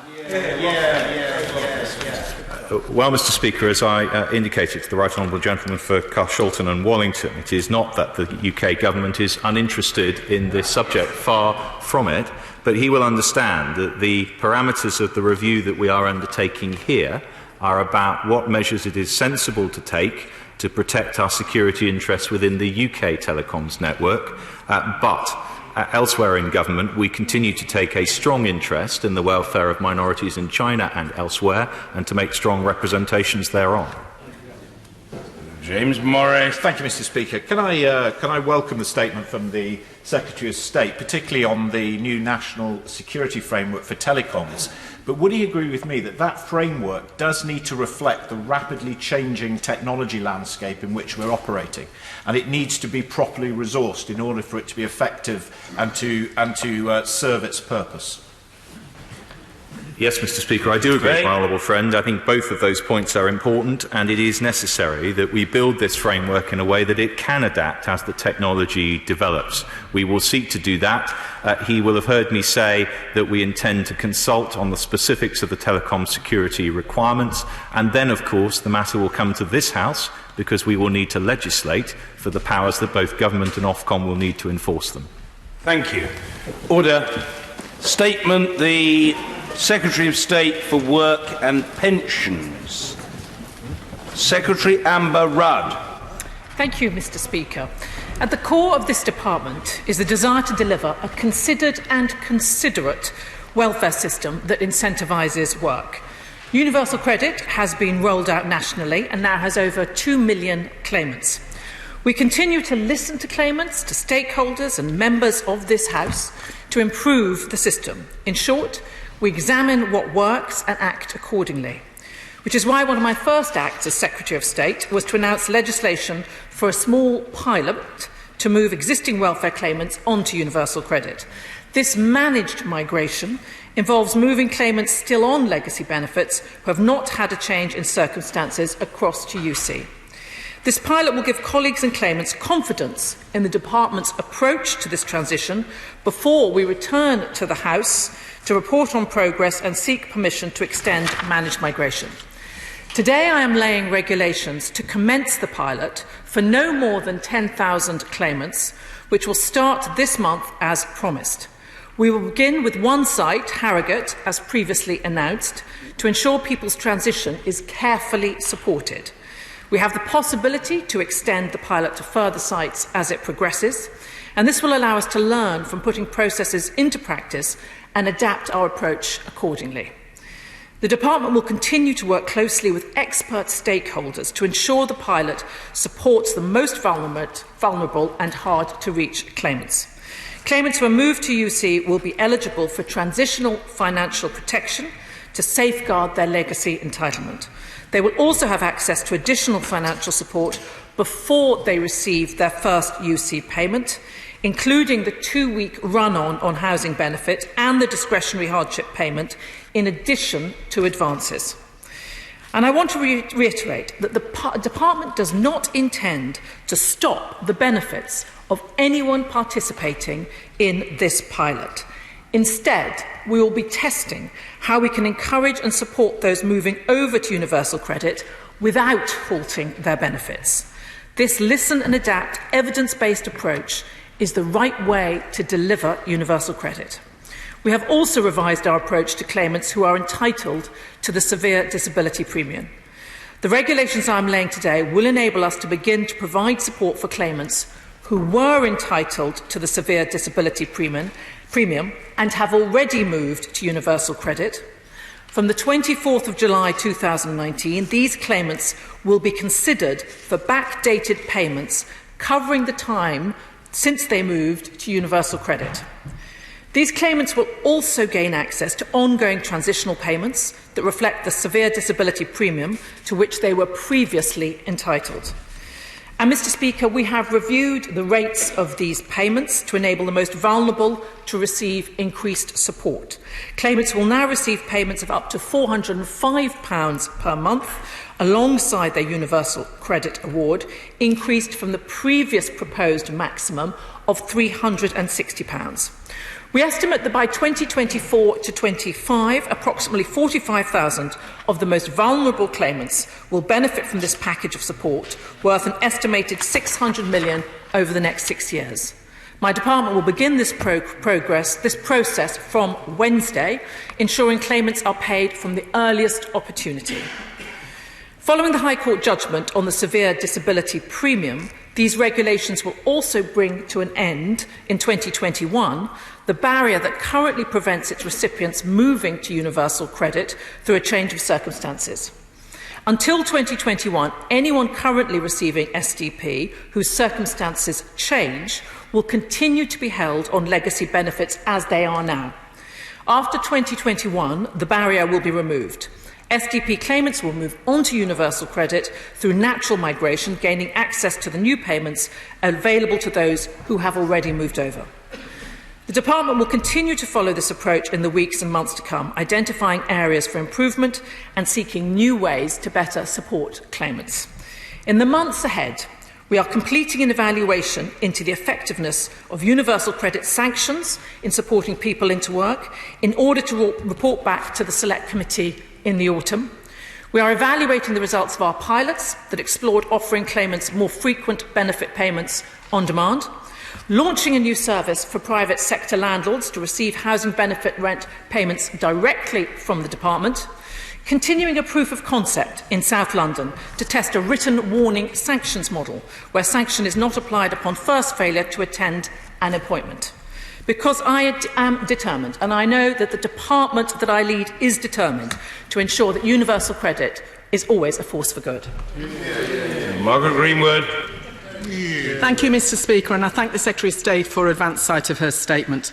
Universal credit was meant to simplify the social security system. In fact, it is deeply flawed and has caused real hardship for so many people across our country. In March, the Secretary of State shockingly announced her intention to pilot managed migration even before she had got approval from Parliament. And now she has left it to the 11th hour to bring these regulations to Parliament. Managed migration is deeply controversial. The government's original intention to send nearly 3 million people a letter saying that their benefit would stop on a particular day and that they would have to apply for universal credit shifted the responsibility of securing essential support for millions of people from the state to the claimant. In so doing, the government would have risked catastrophic consequences for many of the most vulnerable in our society. Understandably, the plans were met with outrage from many sections of society. How could a government visit such a plan on its people? So it is really important that these regulations are debated on the floor of this House.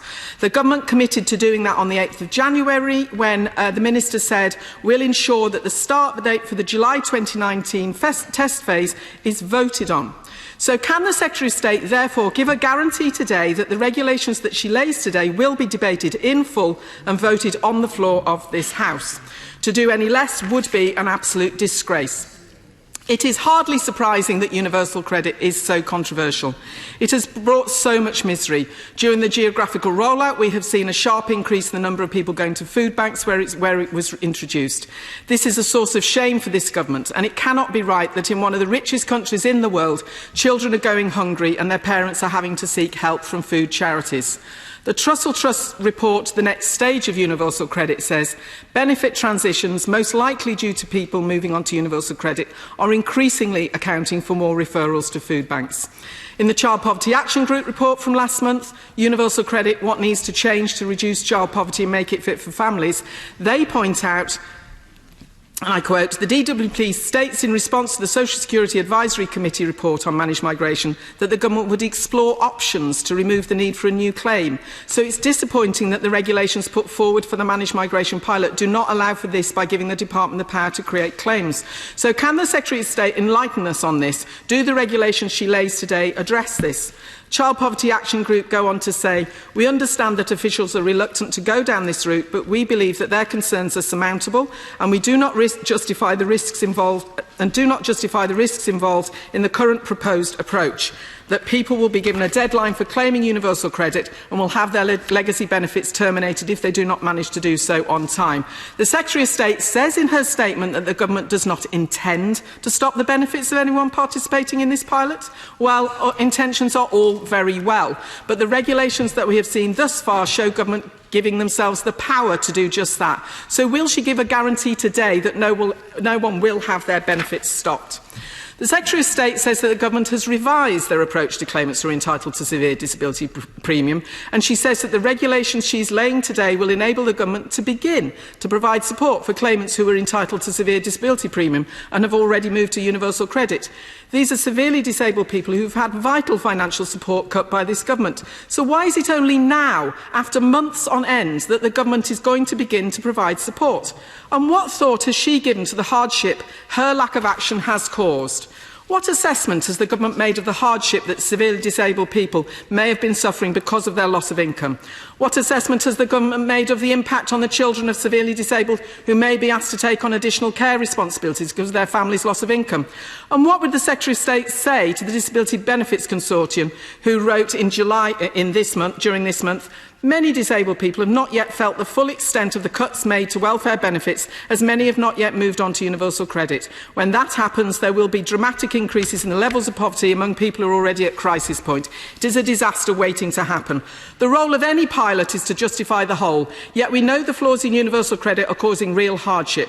The 5-week wait, the insistence on making and managing a claim online, builds in disadvantage to the millions who are deeply disadvantaged already through low literacy levels or lack of access to IT.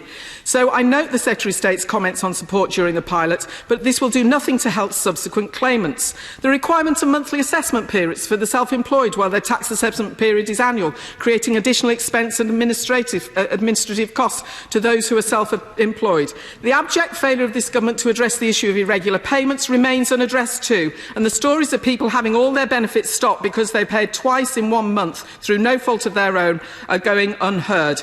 The 2-child limit that's penalising families, despite the horrific child poverty statistics, with over 4 million children going without sufficient food, shoes that fit, the security of knowing their families have enough. It is vital that these regulations are debated on the floor of this House so that all of these issues can be addressed. Secretary of State. Well, thank you, Mr. Speaker. The Honourable Lady is determined to demonise what is a very sensible approach to trying to ensure that universal credit delivers what it intends to. She has given us a catalogue of, as always, of the things that she disapproves of. Let me highlight the things that are just relevant, perhaps, to what we are discussing today. On the one hand, she criticises me for coming out, as she puts it, at the last minute, and on the other hand, asks why this hasn't been done before. Well, the Honourable Lady can't have it both ways. We are determined to get on with this, which is why I am here today, which is why I am sticking to what I said that we would do, which is to make sure that we come back to the House before the managed migration pilot begins. And if we getting support for this is incredibly important, Mr. Speaker, which is why we are doing it by negative resolution. And the reason we are doing that, was one of the questions from the Honourable Lady, is because that is the advice that we received from the JCSI, the Joint Committee on Statutory Instruments. So that's the way we are going to proceed with it. And the benefit of that, which I hope the Honourable Lady would agree with, is that we can then begin those payments as soon as possible, which is one of the points she made, asking us why we hadn't got on with making those payments. On the basis of what we are doing today, we will be able to get on and start that on Wednesday. She asks particularly about how we will ensure that nobody actually loses their benefits. And as I said in my statement, I am absolutely committed to ensuring that the managed migration is handled in such a way that nobody loses their benefits. And the numbers that we are dealing with in Harrogate and the support that we are getting, if I may say, from the Jobs Centre and happily from the Member of Parliament for Harrogate and Knaresborough, who is here, will make a huge difference to ensuring that every single person has that positive experience. I know that somebody, hopefully myself, but somebody, Mr. Speaker, will have the opportunity to come back next year and report on the outcome from this managed migration pilot. So getting it right, engaging with stakeholders, making a success of it, is going to be absolutely crucial to continuing with building on the success of universal credit. Sir John Hay. Thank you, Mr. Speaker. C.S. Lewis said we are what we believe we are, and I believe that a civilised society is coloured, crafted, characterised by how it treats its most vulnerable citizens. So, to that end, I welcome the Secretary of State's commitment that, and I quote her, that claimants moving through the process will receive transitional protection, protect their income as they move. However, Mr. Speaker, you will know as a constituency MP, as we all do, that the assessment of need is of critical importance, and that too often, in analysing need, the system has been cruel in its crudity and callous in the criteria being applied to that assessment being rigid and insensitive to dynamic conditions, particularly degenerative ones. So will the Secretary of State, during this process, agree to review the means by which needs are assessed to ensure that they're fit for purpose? Mr. Speaker, can I thank my right honourable friend for his question and his continued interest in ensuring that the poorest in our society and in his constituency are well looked after. The purpose of the managed migration pilot is going to be to make sure that we get it right. So constantly engaging with stakeholders will be part of that, and of course we will take any learnings from that. Chris Stevens. Thank you, Mr. Speaker, and I thank the Secretary of State for advance sight of her statement. It is staggering that the Department of Work and Pensions are pushing out regulations days before recess, and while it is correct that these back payments are being initiated, members across the House, including in these benches, have been calling for that. Hearing about them 40 hours before the change is taking place is frankly disrespectful to the House and outrageous. Now, Mr. Speaker, I have a number of questions. Can the Secretary of State confirm that the Government are formally accepting the decision of the High Courts? Because this comes to the next part, and that's the £405 a month. Will the Secretary of State publish how that figure has been calculated, so we know that, and it will give members an opportunity to see that the Government is complying with the High Court?